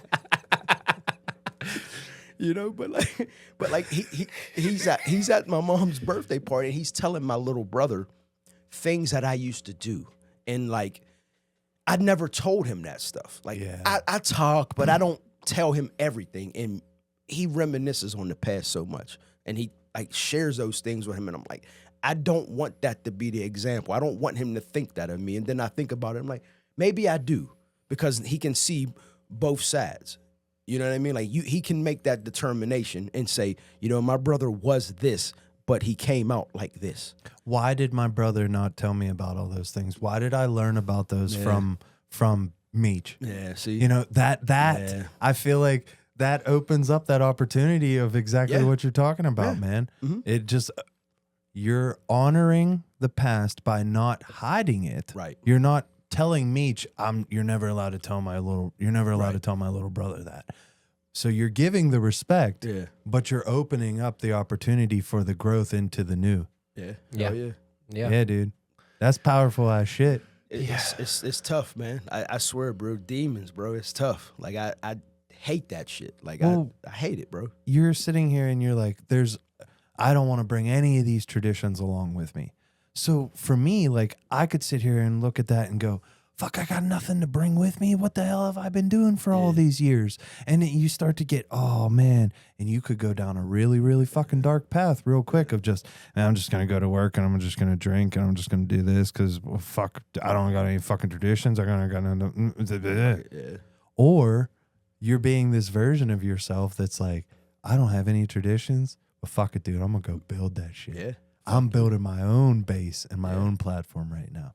Y'all showed me a lot of shit that I don't want to do. And now I got the opportunity to build. And I think that goes into what you were talking about is you're not shitting on that. And that's what gets me is I get so bummed out when like, and a perfect example is religion. Because for me, like I grew up in the Catholic Church, man. I grew up going to CCD. And I'm not saying that like my family, I didn't go to Catholic school like you did, but I'm not saying my family fucking bombarded me with that. But I got confirmed. I went through all of the Catholic Church, right? And I look back and I go, none of that shit does anything for me. Yeah. I didn't learn any. There's a lot of learning that you could do. I'm not saying that No, the there's- Bible is the Bible. The Bible has a lot of good knowledge and information inside of it. But if I sit here and I turn around and I just say like, fuck those people, screw that entire situation, that's all dark and evilness. I got people in my life who still follow that, who I think are good people. So what am I going to sit here and say that all people who follow that are bad? That's a really, really bold statement to make, man. Yeah. So you're honoring the past, but you're also saying like, that's not a part of me. I know that it was a part of me, but that's a piece of me that I'm shedding because to be this version, I can't bring that along with me. I can't act like that. I can't be that type of person. I can't carry myself even in that type of way. Shit, at its very core, I can't even mentally think that that is still a part of me. Right. Because if I mentally think that that is still a part of me, then it is. Yeah. Because it's controlling my mind. back to my government. Mind control. Back to mind control. Oh, But no, yeah. I mean, you're breaking free, dude. That's some dope shit. Yeah. Because I think about it to myself is like the last thing I'll say is like my success is like the things that I do positive and do good. I try to look at it like from the role model perspective. If I do it right and it's good for me, it should be a good model for my little brother to look at. Yeah. I really, he's living in my house. I try to make sure that I give him good examples of what to do and what not to do. Like, and hopefully he got to be his own man. He's 24 now. I can't sit him down and say, hey, this is what you need to do. Like he'll still ask me, oh man, do you want me to? Dude, I'm not, I don't care. I'm telling you, I'm giving you the info. You do what you want to do. And that's the growth part of becoming a young man. It's like, there is no right, there is no wrong. It's what you believe and what you're willing to do and what you're willing to call your legacy. Like, what do you want people to go, oh, he was a fucking asshole. That kid there, fucking asshole. What a jag off. What a jag off. Jag off. And that can happen. Like, it can, and that's what I try to teach him, dude. Don't do you, but try to, have some fucking values that you hold core to your chest and live by them. You know what I mean? And he's learning though. Yeah. What do you stand for? Yeah. Yeah. Fuck yeah. But that at its core can be so challenging because what do I stand for? Fuck. I've been given all these stances and I didn't want to stand on any of those fucking soapboxes. things. So like, hold up. Now I need to figure out what is a good soapbox. This one, I stood up on top of it. I busted right down Yeah, through this it. one's This not was a very- shitty soapbox. This isn't very sturdy. I look like an asshole. Yeah, exactly. Yeah. But that takes us. What do you have to add to I'll this rev one, real Big quick. Dog? We'll hit some hyper speed here. I think for good. me, like just thinking about like guilt and following in the footsteps. Like we've talked a little bit about it. Like culturally, like I'm not going to do anything I feel obligated to do based off what other people are doing at my certain age. Age is a fallacy. It's all fake. It doesn't matter. Time is made up. It doesn't. Oh, I had a kid this year. I got married that year. I don't fucking care. Whatever.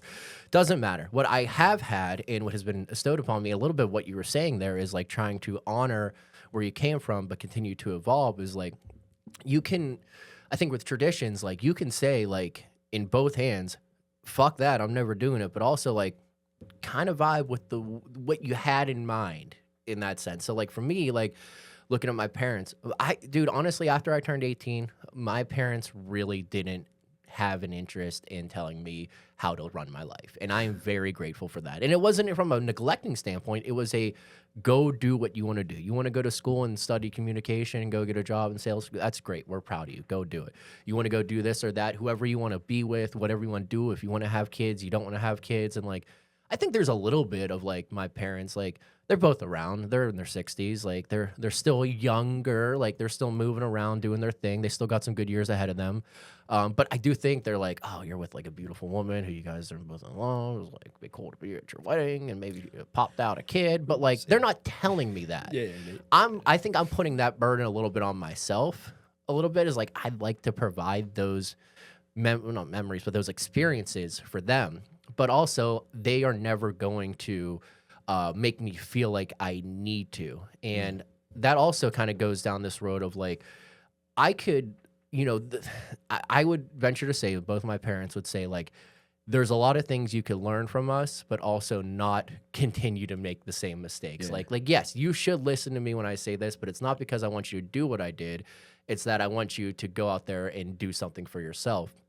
And I think that's really cool, because then I don't feel obligated to just go out and go like, oh, well, that's how the Woodard family's always done it, so that's the way Derek has to do it. Like, no, that's never been expected of me. And like, that's awesome. yeah, dude, I'm supported by that. Like, I don't feel like I'm not judged. I feel like I can't fail. Like, that's really cool on my side. That's a lot of motivation, man. Yeah, it's cool, but it's also then the weight's on you. Unfortunately, it's like, ah, shit. Okay, well, they've given me this platform, so it's like I kind of want to like show up for them and show Shit, get off the gratitude. pot, man. Yeah, a little bit. I was listening to Hank Williams Jr. Did my sister put on a Hank Williams record yet in their country stack? She got on the record player yet?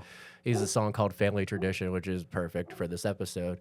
And I was listening to it on the way here, and he says, I'm very proud of my daddy's name, even though our music aren't exactly the same.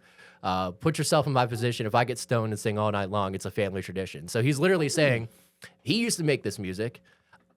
It's kind of weird for me because you're expecting me to make the same music, but I'm not going to.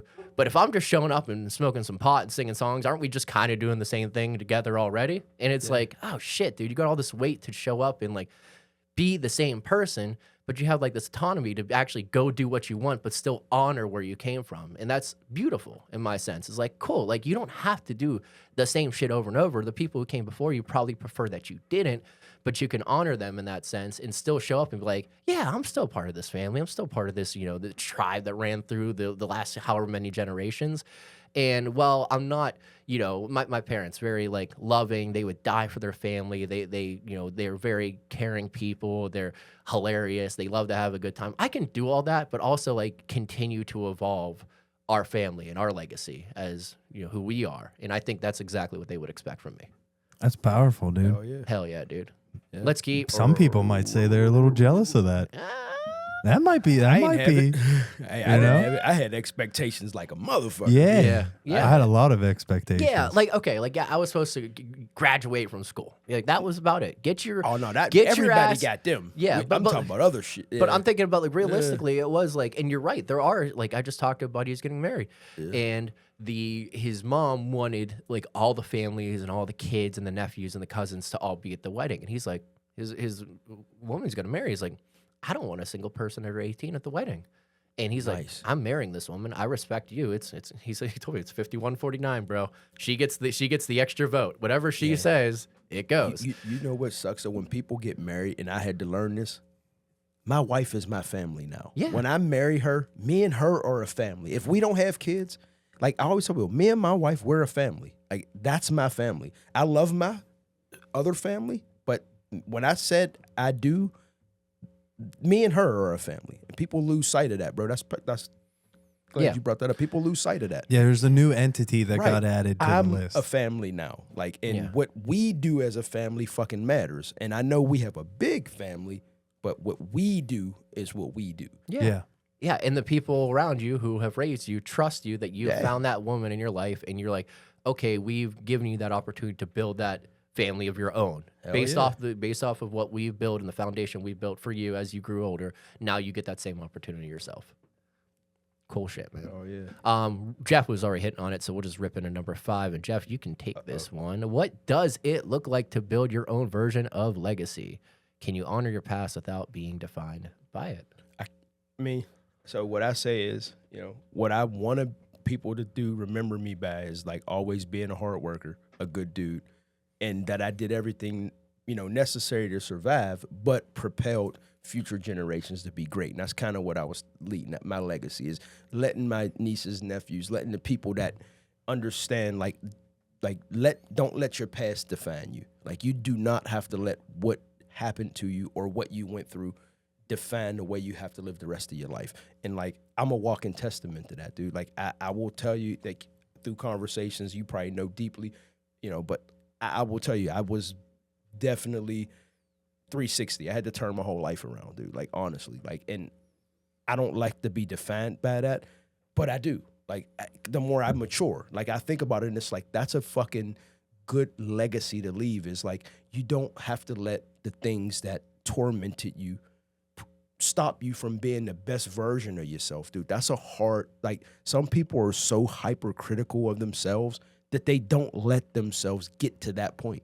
Like they just don't let it happen. And like for me, I try to honor the past because like I learned a lot of things when I was out there. I learned a lot. And like I'll take some of those things into my working life now. Like I will tell you, I deal with a lot of situations because like you talked about earlier, like being able to take things from this bucket and keep them here, but not all the same. And that's what I had to learn is like who you are as a person just doesn't have to define who you become. And I'm learning to grow the new version of me. So for me, like honestly, I just want people to have that legacy of when they, because it ain't gonna last long. I don't care who you are. It ain't, you know, after 100 years, it's fucking over. I don't care unless you got some long family name that's gonna be having fucking you a Rockefeller or a fucking Carnegie or some shit. Like, you know, in 120 years, ain't nobody gonna fucking know who your roots are any fucking way. Yeah. But while we here, while people can see what the fuck I'm doing, I'd rather be in that light. And then that's, you know, I'm cool with that. And the second part of that, you know what I mean? Like, it's just like, you don't have to be defined by it. Like everything that I've done in the past, like if I lived on that and like I talk about like people reminiscing about that, like I don't like to even talk about it as much as, you know, because like that's part of, I grew away from that. So I don't even want to look at it. I don't even want to think about it. I try to suppress it. I do, but it's hard. You know what I mean? Like to look at things and not be excited about the past. Depends on what it is. Like for me, like selling drugs, running the streets, I'm not proud of that shit, dude. I don't want that to be nothing of my legacy. I don't even want people to know that shit. Like the people that know that about me, consider it a gift. You know what I mean? Because I don't, honestly, there's a whole world of people I work with. They don't even know nothing about me. It's so weird. Like they know Jeff, the registered nurse. They don't know anything else. Yeah, I do, and not to like harp on, but I think just from an outside perspective, I think there's something incredibly beautiful about your journey too, in the sense of like all the cards were stacked against you, and you took the power in yourself to go and change that. So I can understand why you don't want that to reflect in your current stance, and that's perfectly fine. That's your decision. But I think when people look back at Jeff and they know the whole story, it only adds more value to it. I appreciate that, bro, because like, see, it's the stink that I worry about, and I need to stop caring. Like you saying that to me makes me want to tell people more, like, you know, because like I never really look at it that way, like as I should be proud of. I mean, I do, but like not hearing it from somebody else, it has a little validity. Like I say that shit in my head. Oh yeah, no, I get it. You know, believe me. You got to have. I mean, I hate to say like I need your validation, but you my brother-in-law. I love you. Like I respect your fucking opinion. Like if I respect your opinion, bro. Yeah, I do love you, big dog. Yeah, you just stay. But I mean, why don't you just stay over if there? you're if you're talking about it, like when you leave, when you even start to discuss like those past versions of yourself, and you start to give them any type of light, you shine any type of light onto them.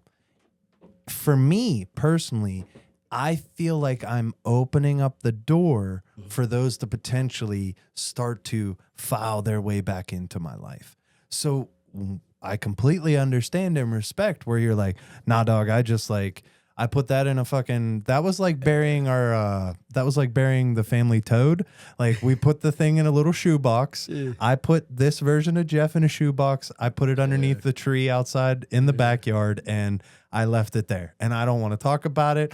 I made sure that son of a bitch never got any sunlight. I put him on the backside of the tree, so that son of a bitch never got any sunlight. He was always in the shadows. Backside of the tree. So the second you start to shine a light on that, for me, it's like I'm opening up the opportunity for that to potentially file itself back in.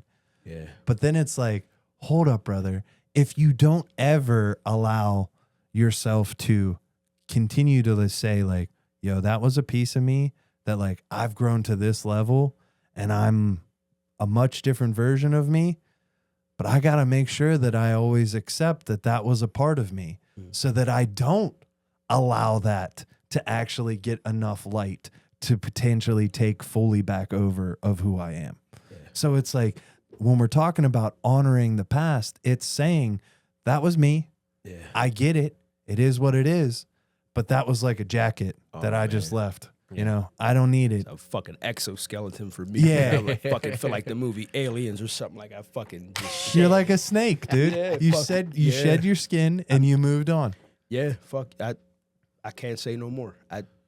That's perfect. I can't say no more, bro. Like I just like honestly, it's tough. Like, you know what I mean? I deal with it a lot. Like I question myself daily sometimes about, you know, I've been seeing this like it's kind of off topic, but I'll be quick. It's like I've been seeing 9/11 on my phone all the time. Like every time I look at a clock, 9/11. Like I'm always with it. So I start looking up what it fucking means. And like it says like when people start to do that, like spiritually, it's a sign that says it's time to move on. It's time to shed, like let go of this and like accept that you're different now. Accept that you're moving into this realm. And I'm like, fuck, I thought it meant I was about to die or something. Like, I thought I kept seeing 911, like, I'm fucking out of here. Shit. Dude, something getting ready to happen to me. Like, I'm getting ready, I'm fucking driving on edge. I keep seeing 911, I'm getting ready to have an emergency or something. No. So I had to look up, like, and I was shocked when I looked that up. I was like, fuck, that's where I'm at in my life. I'm trying to make that, like you said, shed that skin, and it's just so hard. But I'm right there at the end of it, bro. Yeah. I'm right there. Like, I'm just starting to really embrace the new person that I've grown and matured over the last like 8 years. Like it's been a journey, but like I'm glad you said that, bro. It's daily. Like, I'd be sometimes. interested to dive into what the 911 was really saying, because like the 9 in numerology is the number of completion. Mm-hmm. The 1 is like the start. That's the beginning. But when you put those 2 ones together, you've now made 2. Yeah. So like, is that an 11 is supposed to be like a master number of creation and, you know, exceeding, but that 11 is always bound by the fact that it still adds up to be 2. So it's a connecting, like 2 is emerging. So when you're saying the number 2, it's like you're reconnecting with that version of you. Well, so what's 9 to me, plus 1 plus 1 equal? Well, that equaled the 11, which was pretty interesting. Yeah. What we're talking about. I know math. But, but what I'm saying is like that 9 is the completion, and that 1 is telling you like, hey, you got a new version of you to connect with. Dude, that's fucking cool. I've been trying to get in touch with my spiritual self the older I get. Like we talked about it last episode. Yeah. Like, I'm trying. Like that's where I'm at in my life. And like when I read that, I was like, this is creepy, because this is where you are in life, and you keep seeing it. It's like, is this the universe telling you it's time? Like embrace it and stop over here. And I will be honest, like anytime I get a chance to not live in the past, I just don't even want to deal, because I'm so focused on like who I'm becoming in the second phase of my life. You know what I mean? Well, for me, and if we're talking about building a legacy, it's, for me personally, it's time to just fucking build. I have been shown what my path is. I've been shown what my, you know, purpose is, or what could be my purpose. It's time to fucking build, dude. And what are you doing? Get to work. And the reason why I say that is because I delved, I always fuck this up. Delved, dived. I don't know which one to say, but I thank you. I dove into the pussy. I dove into Mayan zodiacs and what my Mayan zodiac is compared to like my, you know, whatever Eastern, Western zodiacs. Yeah, whatever fucking other zodiac. And I read up on it. And it's just like what I was talking about in the last episode of like, I paid $30 to have this AI analyze me from every single psychological fucking different way, and it gave me all the information that I'm already being shown by 1, either people who are close to me, or 2, just I already knew myself. Like I have this feeling, this purpose of what it is. And for me, when I'm talking about building my version of legacy, I don't give a flying rat's ass if my name is associated with what I want to basically share, because I'm not trying to patent anything. I'm just talking about the truth. Yeah. And for me, and what I believe is the truth for existence. And so my path and my legacy is nothing concerning the title or the accolades or being put into the history books. It's more along the lines of, did I do it? Did I continue to go after that purpose that I put for myself? Did I give myself every opportunity to make it be true, to make it come to light? And if I can do that, then I've succeeded. If I can get to the end and sit there and go, well, you didn't accomplish the fucking goal, bro, but you always stayed trying. So was it that you were always on the path? Was it actually the path was always the goal and not that end final destination? So we're sitting here, as we've constantly fucking said, it's about the journey, not about the destination. So that was just another one for me. But building that legacy looks like a homestead. Yeah. I want to create that homestead where it's able to where if you want to, you can come build a freaking house on that homestead. And then we got the barn dominium up on the center of the homestead where any day of the week someone's cooking dinner and getting together up there, and there's always family. That's where everybody gets together. I want to build that. That's what I want. I want that opportunity. Not to say, why are you not living here? You're an asshole for moving away from the family homestead. That's not the case.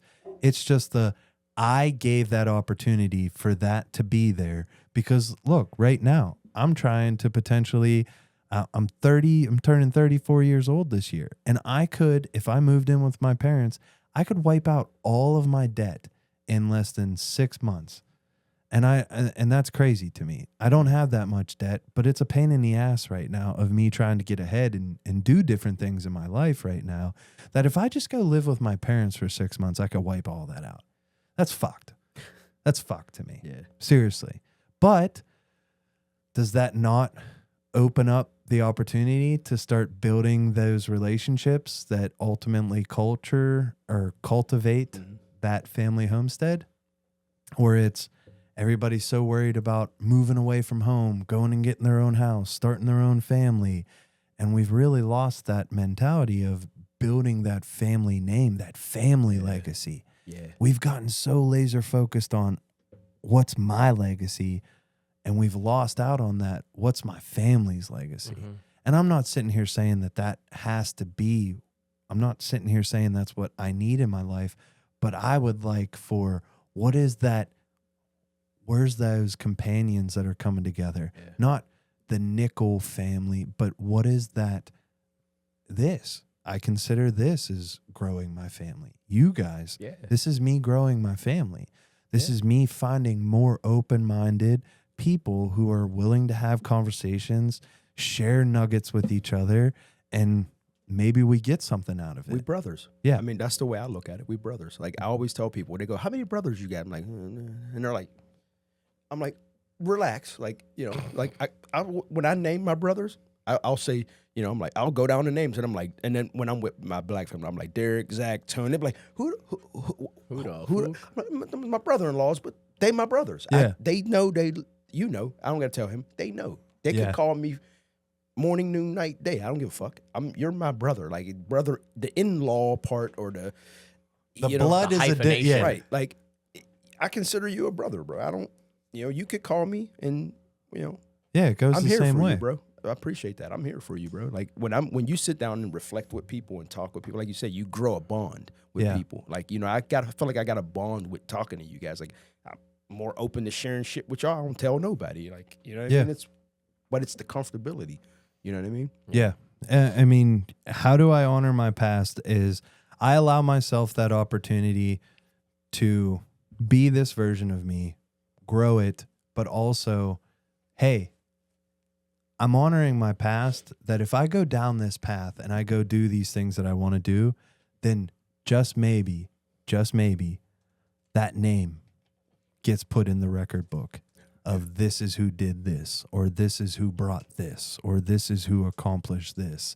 And I just did the biggest form of honoring my past, which was by basically solidifying it in existence, that people talk about this family, talk about this for years to come.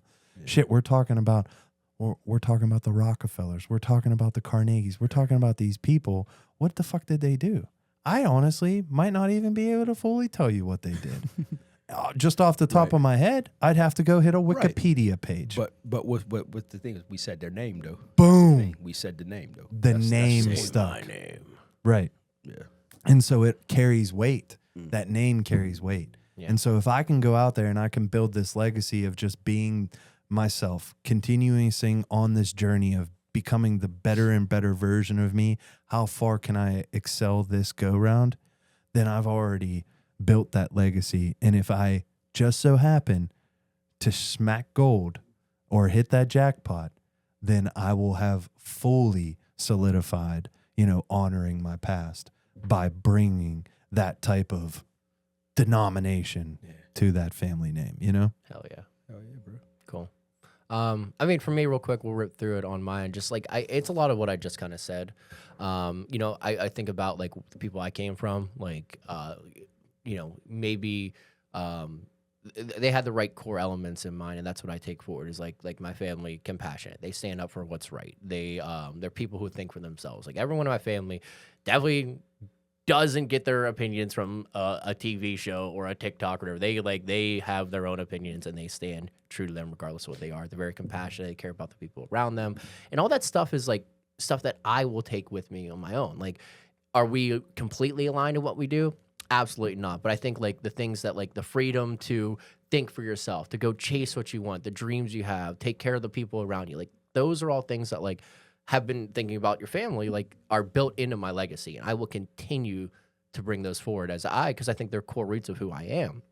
And then outside of that, like thinking about like my little sister or my nephews or family coming down the line, like I do think the things I would continue to add to build into like my family's legacy and for me individually, because I think it's important for me to reflect in that, but also like I want to carry the people around me, make sure that like while we're all kind of doing our own thing, like the Hank Williams quote, like we're kind of doing our own thing over here, but we're all in tune with like the same core elements.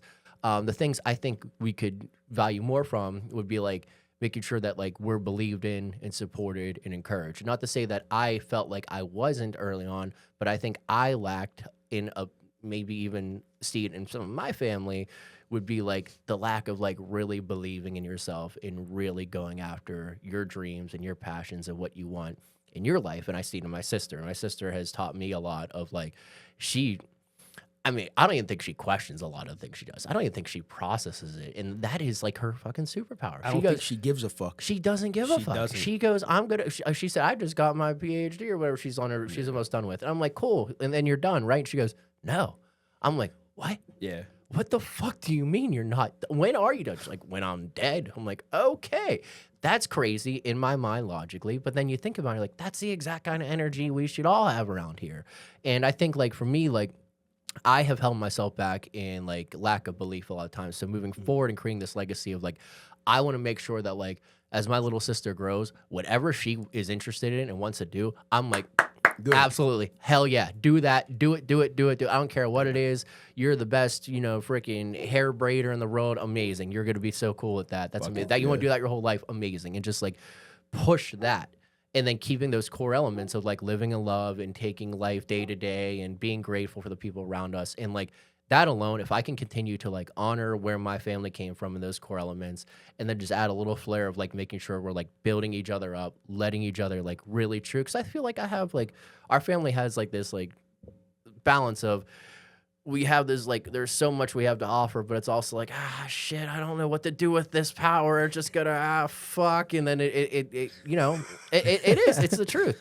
And I think there's a lot of power in my family and and I see it in my little sister so much. There's so much potential in her, and I think she has this beautiful opportunity. And I want to make sure that my legacy is to carry on those core elements, but also be there for her and making sure it's like, you know, the same things that get seen in me is like I'm trying to push our name forward, and I think she has this beautiful opportunity. Like all the best things are in front of her, but she just needs supported and valued, and knowing that like whatever she wants to do, whatever she's clinging to, like she gets that opportunity to go chase it and be there for her while she does it. I love that, dude. Hell yeah. That's extremely powerful. Yeah, all right. Because you know you wanted that for yourself Yeah. as a kid, and I think that's what makes that even more special. Fuck yeah. Yeah, You're yeah. opening up the opportunity to give that to your little sister. Yeah, and not to say I wasn't, dude. I played sports growing up. I got to do whatever I wanted. Honestly, I did. My little brother, he got a guitar when he was 12 years old. Like we had He's those still elements. chasing that joint. Still chasing, That right? boy's a beast. Yeah, absolutely. And he's incredibly talented. yeah. Sometimes he probably sits there and goes, "What do I do with all this power? I don't fucking." And then me, same thing. Paralysis, like shit. There's so many opportunities. Where do I go? But like, just a little bit, like have those people in your corner cheering you on. Hey, go fail. Please go fail. And I think that's a lot of like what I hold into me is like, I don't want to fail. I don't want to fail. I don't want to let these people down. And it's like, no, we'll be here when you let us down. That's not like, this isn't a transactional relationship. This is you are allowed to fail, and that doesn't equal how much we love you. Yeah. We encourage you to go fuck up. Just don't ruin anyone else's life. Yeah. Probably, we would hope you don't ruin yours too, but Hell better yeah. said than done. We'll rip through it because we're running here on time as far as like, that's a pretty good No, we're conversation good, though. dude. It's Chilling. been fantastic. I I mean, love these it. episodes go 2 hours. They go 2 hours, I don't dude. give a shit. Yeah, I'm good. I think we hit a lot of it anyway. A lot of the stuff we were talking about earlier kind of hit on that answer for me anyway. So I do feel like I do want to make sure we get this last question a little bit away because I did like the question. You did a killer job again, lining these suckers up. I feel like every episode makes me go, Jesus fucking Christ, dude. Ain't you learning about I yourself? already had a long week. I already learned about myself enough. I'm sitting there doing the notes. I'm like, dog, like, what do you mean I have to create one new tradition for the next generation? And what would it be? How would I reflect both of what you've learned and let go of? Great question. And that is our final question. I think for me, looking at traditions would be more around intentional check-ins in the sense of exactly what you're talking about. Not to give, I know you're saying I'm not patenting anything, but I do think you have some lightning in the bottle of what you want to formulate as far as some type of community building, and the sense of like, I come together on holidays with family, and I think a lot about like, oh, I come by and Uncle Jeff's over here. Uncle Jeff, hey, what you been up to, Derek? Well, I'm working. I have a girlfriend, and I moved. That's great. Those are all things you did. But no one's really ever asking, this goes into what you've been thinking about, is, okay, but what do you want to do? And I think for me, like, it's cool, like, if you could sit down at, like, Christmas at the end of the year and say, like, everyone could share, like, Thanksgiving, we'll sit at my dad's. Like, what's everyone thankful for? Okay, that's beautiful. But, like, what does everyone want to accomplish over the next 12 months? Like, do you want to go on a trip? Do you want to read a book? Do you want to get into your fitness journey? And then making sure you're checking in on each other throughout the year, exactly what you've been kind of harping on, which is making me think, like, this is such a beautiful thing because you come together as family and you're always wondering, like, okay, let's catch up. But, like, as you get older, you lose the ability to progress each other forward. And, like, it's your homestead. That is your core to build off of. And I think we lose a lot of sight of, like, we're all out there kind of trying to survive and do our own things. But the superpower really is having that love around you and those people who believe in you around you. And if it's something as small as like, I want to go to the beach. I haven't been to the beach in 10 years. Like, well, let's figure out how to get your ass to the beach. Okay. You want to read a book. Okay, cool. Like, I'm trying to read a book over here. It's not easy. I don't know when I have ever the time. I'm not even trying to know how to read at this point. But I ain't the guy to ask if you want to read a book every month. don't bother me. We'll find someone. But I think We'll find somebody. I think that accountability of like not just going through the motion, because a lot of it, like I said, I just met with my cousin yesterday at the game. I was talking to him, like, it's like, what have you been up to? And I'm like, oh, I'm working. I moved, and I got a girlfriend. And I was like, that's great. Those are all beautiful things. But it's like, you know, it's like, oh, dude, I'm actually going to do a 100-mile bike race, which we will. How many you're doing? Like 3. You're ridiculous. But Y'all and crazy as he's hell. trying to do like 2 in 2 weeks. I'm just trying to over- buy a bike out there. Actually, you're trying to do 3 in like 4 weeks or something. The lineup's crazy to May and a June. little bit. Yeah, you just did one the other day. Wild, man. 100-mile joint. Yeah. You can leave my house here. You can jump 2 miles onto the Panhandle Trail, and then you can ride the Panhandle Trail to the Montour. Montour will take you the entire way, all the way through Peters Township, Bethel Park, South Park, into the back end of Clareton. You'll run Clareton right into the Clareton Bridge. You'll hit Glassport across the Clareton Bridge. Glassport will take you straight down the river right into McKeesport. McKeesport, you will catch the Gap Trail, run that all the way back into the city. You will head out to the casino on the west end, North Shore. Hit the casino, pop up to the McKees Rocks Bridge, take the McKees Rocks Bridge right over through the rocks down to Neville Island, run Neville Island the whole way to Coriopolis. Coriopolis is where the Montour Trail hits. You'll run the Montour Trail back to the Panhandle right back to my house. It'll be 106 miles, and it'll be 80% trail, 20% road. I mean, I'll get a bike and ride with you. I had to leave it there. I needed. It was a good day, but no, for real, dude. I did it. It was about 6 hours, 50 minutes. I had a blast. It was Ain't bad. Put a shift in. Yeah, it was great. I had a ton of fun, but yeah, no. Yeah, I was gonna say, just for me, like those like intentional like ways to get together with the people you hold closest to you, it feels like a lot of time that gets missed. But like I mentioned, like the idea of like support and belief in like the generations that come in my life, and that's one thing I think will help that. Like I asked my little sister, like, what do you want to do next year? Oh, I really keep watching someone learn how to play a guitar. I really want to learn how to play my guitar. Like, here's your brother. Your He brother's knows how. Yeah, yeah. like go. He should come over more and learn teach you. Just little shit like that, where like we want to instill like this ability to rise each other up and grow from there. That's awesome. Yeah, root unity, bro. Yeah, We're that's gonna build that shit. That's There you go. awesome, though. Honestly, like getting your family to invest in love in each other. You know what I mean, and support each other at the same it time. seems so simple, But, but it's I mean, not. but- It's- but you- everyone well, has their own lives and own Right, shit, but, man. But the way you articulated it, it makes it seem possible if you just find. I mean, like for example, to use your sister's analogy, she wants to learn how to play guitar. Well, Zach go out there for an hour and teach her. yeah, Ain't yeah, no- just a little bit every ain't gonna hurt month. Go nobody. there once every month. Yeah. Yeah. What I about got you, y'all? man.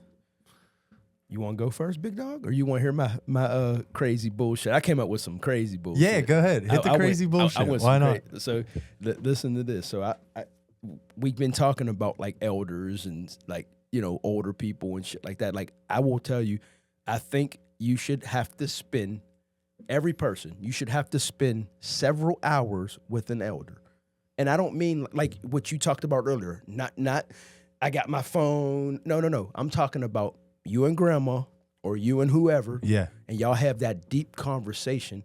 And for me, I look at it from the perspective of choosing role models. I told you, I chose the wrong fucking role models. And I had good ones right in front of me. Honestly, like I can tell you, I've had plenty of good role models. I just chose wrong. And I feel like if I would have had conversations with the right people at the right times, I would have got that. Damn. Because we talk about the nuggets, right? When you talk to somebody old and like you said, they rambling on, they just rambling, and you go, the fuck is she talking? And that one thing that gets you to perk up, that's what it is. Like honestly, I feel like is a whole thing in healthcare where they say nurses should spend time in hospice before they fucking start taking care of people because some people just are terrible. But anyway, I don't go off it. But that's I feel like so many times in life, like we don't pay attention to the people who blaze the trails. But like we don't have to, like Dee said, we don't have to ride those trails, but we should at least look at them and go, I'll take that, and that, and the rest of it you can keep. Yes. Like I'd like that. That part I like, but the rest of that shit, I think I'm good off of. And I think if more people did that, I think we would be in a better place in society because I think people would make less rash decisions and they would make more informed decisions. Like you got to be like how what we're trying to do for people. Like you need to make those informed decisions. Like who gives a fuck if you can just say, yeah, I'll do it? Like, do you know what the fuck you're doing? Do you know what you're really getting yourself into? And that's where you get the dichotomy of, okay, my life's going shitty. Who are you fucking listening to? Like, what advice are you taking? Like, what people do you have in your circle, in your corner? Like, what are you doing? And like, we always look at old people in society and shut them off. Sometimes, you know, and I just feel like if you sit down, and I've done it enough, like I've talked to old people so much in my career, bro, that I'm learning that, like you said, you get them nuggets, man. They'll talk to you for 2 fucking hours, but give you one thing that's powerful as hell. Yeah. You know? It's funny that you say that because mine was every year we should, if you're under the age of 7 and you're able to talk, then you get an opportunity to say what the family should be focused on this upcoming year. And if you're older than 70, so it's 7 and 7, you're older than 70, you get an opportunity to give one thing that the family should focus on for that upcoming year. Because what used to happen in Indian culture, and I don't want to just say that as just Indian culture or Native American or whatever it might, but the most important people in every tribe were the youth and the elders. And the reason why they said that was because the elders have now lived all of their human experience and they are on the way out. Mm-hmm. Those children are brand new and they are the closest to the spiritual realm. They are the closest to that most authentic version of ourselves. And by 7, you know, the comment of the old Jesuits, you know, give me a 7-year-old and I'll show you the rest of their life. Is that true or not? I don't know. And I'm just using it as a broad spectrum. Gotcha. But there was the comment that you give me a 7-year-old and I can show you how they've been programmed by the people around them and what the rest of their existence will become because of the programming that they've experienced through their first 7 years.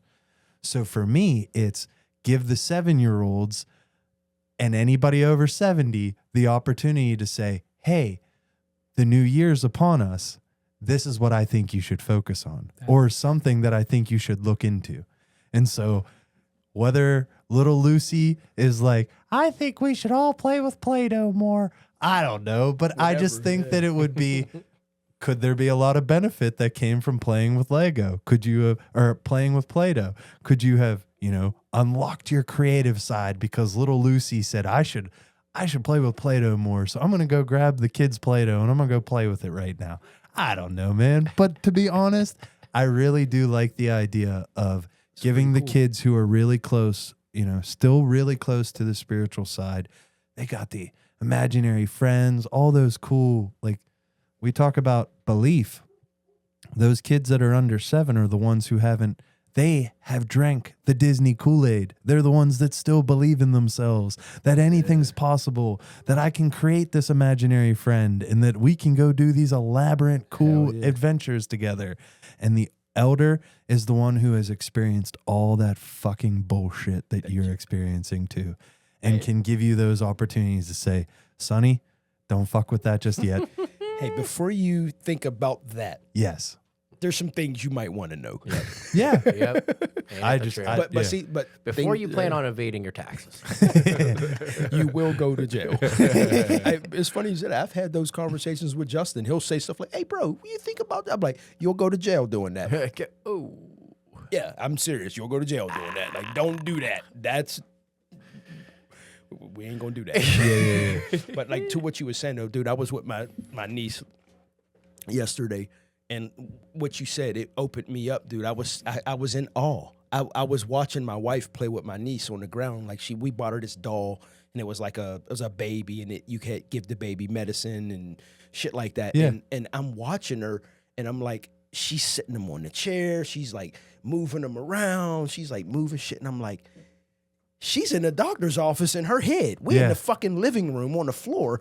She's in the doctor's office, bro. Yeah. And I was like, I'm watching her, and I'm like, she has no idea we're in the living room. She, in her fucking head, what my wife is giving her, and you should see it. So she's like, oh, here, give the baby the medicine. She's like, you got medicine. I'm like, the fuck? It's a baby doll. That baby Yeah. doll didn't get nothing. Right. But it makes you like you said, like these things is going to be the things that she remembers as she's growing. And it's so powerful, man. Yeah. When you said that, I thought about that, bro. It's so powerful to let kids have that, give you that perspective. Like, you take a 7-year-old, you don't know what's going to come out of their mouth, but I guarantee you it's going to be something genuine and something that makes you go, life ain't that bad. Yeah. It's actually simple, Yeah. And when Lucy says you got a lumpy butt, you probably got a lumpy butt and you need to do some fucking squats. They don't hold back. They don't hold back. No. I had to throw in some comic relief. They don't hold back. You ugly. Like, Oh shit! I did need to trim my eyebrows. I didn't need to trim my eyebrows. it's like, fuck. So how about yourself, dog? Yeah, no, all good, dude. I already ripped it, dude. We were talking about just making sure we're doing intentional check-ins, making Yeah. sure, and then planning for the future. I think that's the biggest thing too. Is like not so much focused on the past at family gatherings. Come together at the end of the year. Don't say, here's what I did. I always talk about what I did. Here's the new game. We're going to talk about what I want to do, and we're going to support each other to do it. Go to a concert, do something small, whatever it means, and then trying to find a way to hold each other accountable in love to do those things that we want to do. Not so much about what we did. Stop thinking about what you did. Let's talk about what we want to do. Yeah, hell yeah. Hell yeah, dude. Anything else you guys want to add? Is it real if you do not observe it? God damn it, bro. What are we talking? We just had Is what? it real? You made comments earlier, and Yeah, we were yeah. talking about time, and we were talking about money, and we were talking about different kinds of things. Mm-hmm. And my thoughts on that were: Is it real? is it real if you don't observe it? Don't observe it. So when you're not observing the time, then the time still happens. Yeah. But I've gone through this amount of time, but I didn't observe it. It's still real, but I didn't observe it. Or is it real because I took the time to observe it? I guess. He said, this was an episode on traditions. And Hey, and Zach just blew our mind. Do you want me to answer that question? no. We're okay. We can leave that tabled for another opportunity. I was going to fuck with you and say if a tree fall in the woods, if you wasn't there, did it make a noise? I don't know. Yeah, I mean, Same shit. Did Same it? shit. I guess it does beg Did the it- question: if it doesn't really affect your reality, does it really even exist? Exactly. Yeah, that's kind of what I was Yeah. going. And I love that because the answer is no. Subtle. Do you want Subtle. me to answer that and then just like, man, no. No, yeah, I came to my conclusion is no. Nice. I like it. Jeff, what about you, sir? Anything to ride on? I'm good, big dog. All right, y'all. I think realistically, from here, you can kind of respect where you came from. We all agree on, but you don't need to necessarily become it. Respect doesn't mean imitation. It kind of just means like I'm going to understand what got me here. I'm going to appreciate it, and then just have the awareness to evolve, do something different. Otherwise, you're kind of just repeating the same patterns we've all been accustomed to, and maybe building the same houses, doing the same shit over and over again, creating those loops that probably need to be broken, and you have the power to do that. Yeah. You know what I was reflecting? I'll say this. I was reflecting on this episode. I was listening to Kanye. I forget what album it was. I think it was Graduation. And he got this song that, and one of the things says, everything I'm not made me everything I am. I fucking love that, bro. Like, everything that you're not is what you are. So that, like, Here we go be you. again. But I ain't trying to get it all into Kanye lyrics. Shit, that motherfucker crazy. But, I mean, old Kanye is cool. New Kanye, You don't want to hear my opinions on Kanye. The Big Kanye guy over here. I love Kanye. I love Kanye. I mean, I don't like his new music, but I mean, it's. I would challenge you to go listen to it. I'll try. Ain't bad. Since you said it, I'm gonna try. I'll put you on. Maybe one or two. He just put a new album out yesterday. Not bad. All right, I'll listen. I think he's like he got a good dosage going right now on the All meds. right. I think. I'm gonna fuck with it. I just watched the TV series Young Sherlock on Ooh, Prime. Okay. I heard about that. And it was really good. I actually really liked it because whenever they go into his mind, it's exactly what I used to do, which was like recreate the entire scene as if I was just like shit. hanging out. Like if something happened in this room or like I forgot my keys somewhere, I put myself in this room and I start looking around trying to find if the keys were in this room or that, the other room. But the thing that I found really interesting was I watched the entire series, the 8 episodes, like over the last couple nights. I didn't sleep. Nice. because it really hit home for traditions for me. And I don't know, like I said, I don't know if the storyline that's in this young Sherlock is actually like from his autobiography of like Sherlock Holmes or not, if it's real or whatever. But the way that the family dynamic is built out and what he has to endure of having his dad literally just do the most shadiest shit in the world to get himself, for himself, what he wanted, his empire.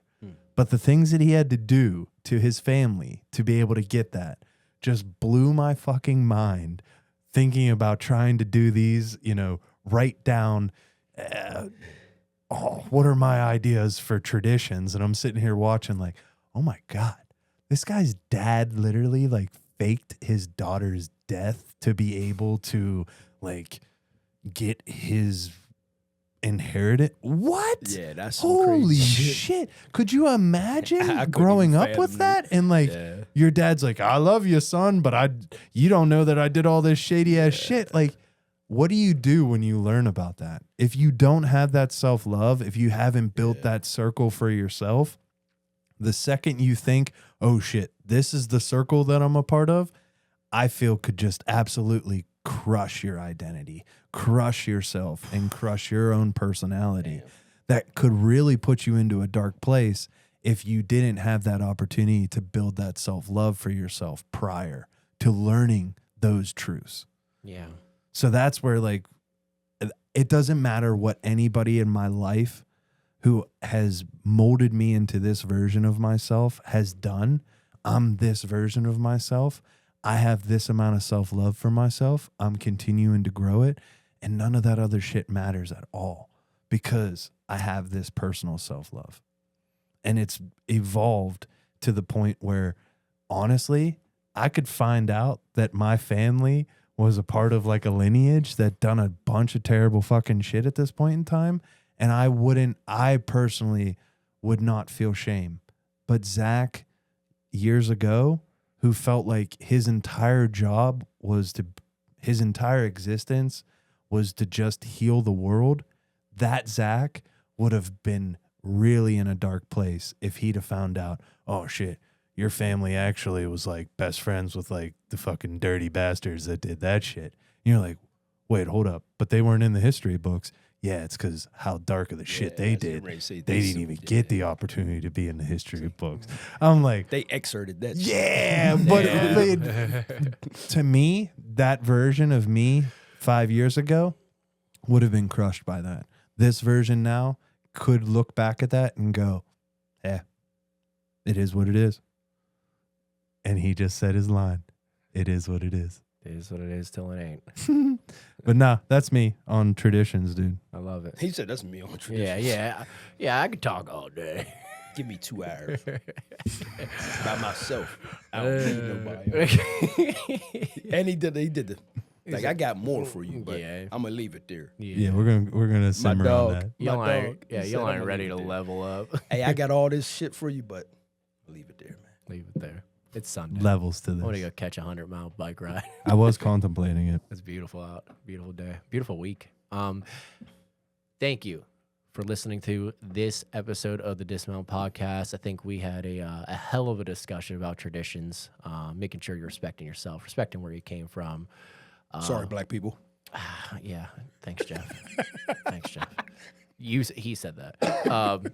Anyway, as we always say on the Dismount Podcast, don't trust us, trust yourself, because candidly, we do not have the answers at all. We might think we do. I sometimes think I do. And then sometimes I find out that I'm wrong. Most times I do actually find out I am wrong. But that's why we live life. We journey together. We live these lives to learn, to grow, to evolve, to not find ourselves stuck in the same place we were 6 months ago. And if you do, it's okay. You can dig yourself out of that shitty hole. I'm talking directly to the camera because it's a mirror right now. In the sense of, I think the best thing you could do is live a life of love. And that life of love starts with not yourself. him. Oh, there it is. Beautiful. All right, friends, we appreciate you. We will see you again next time. Later. Peace. Later.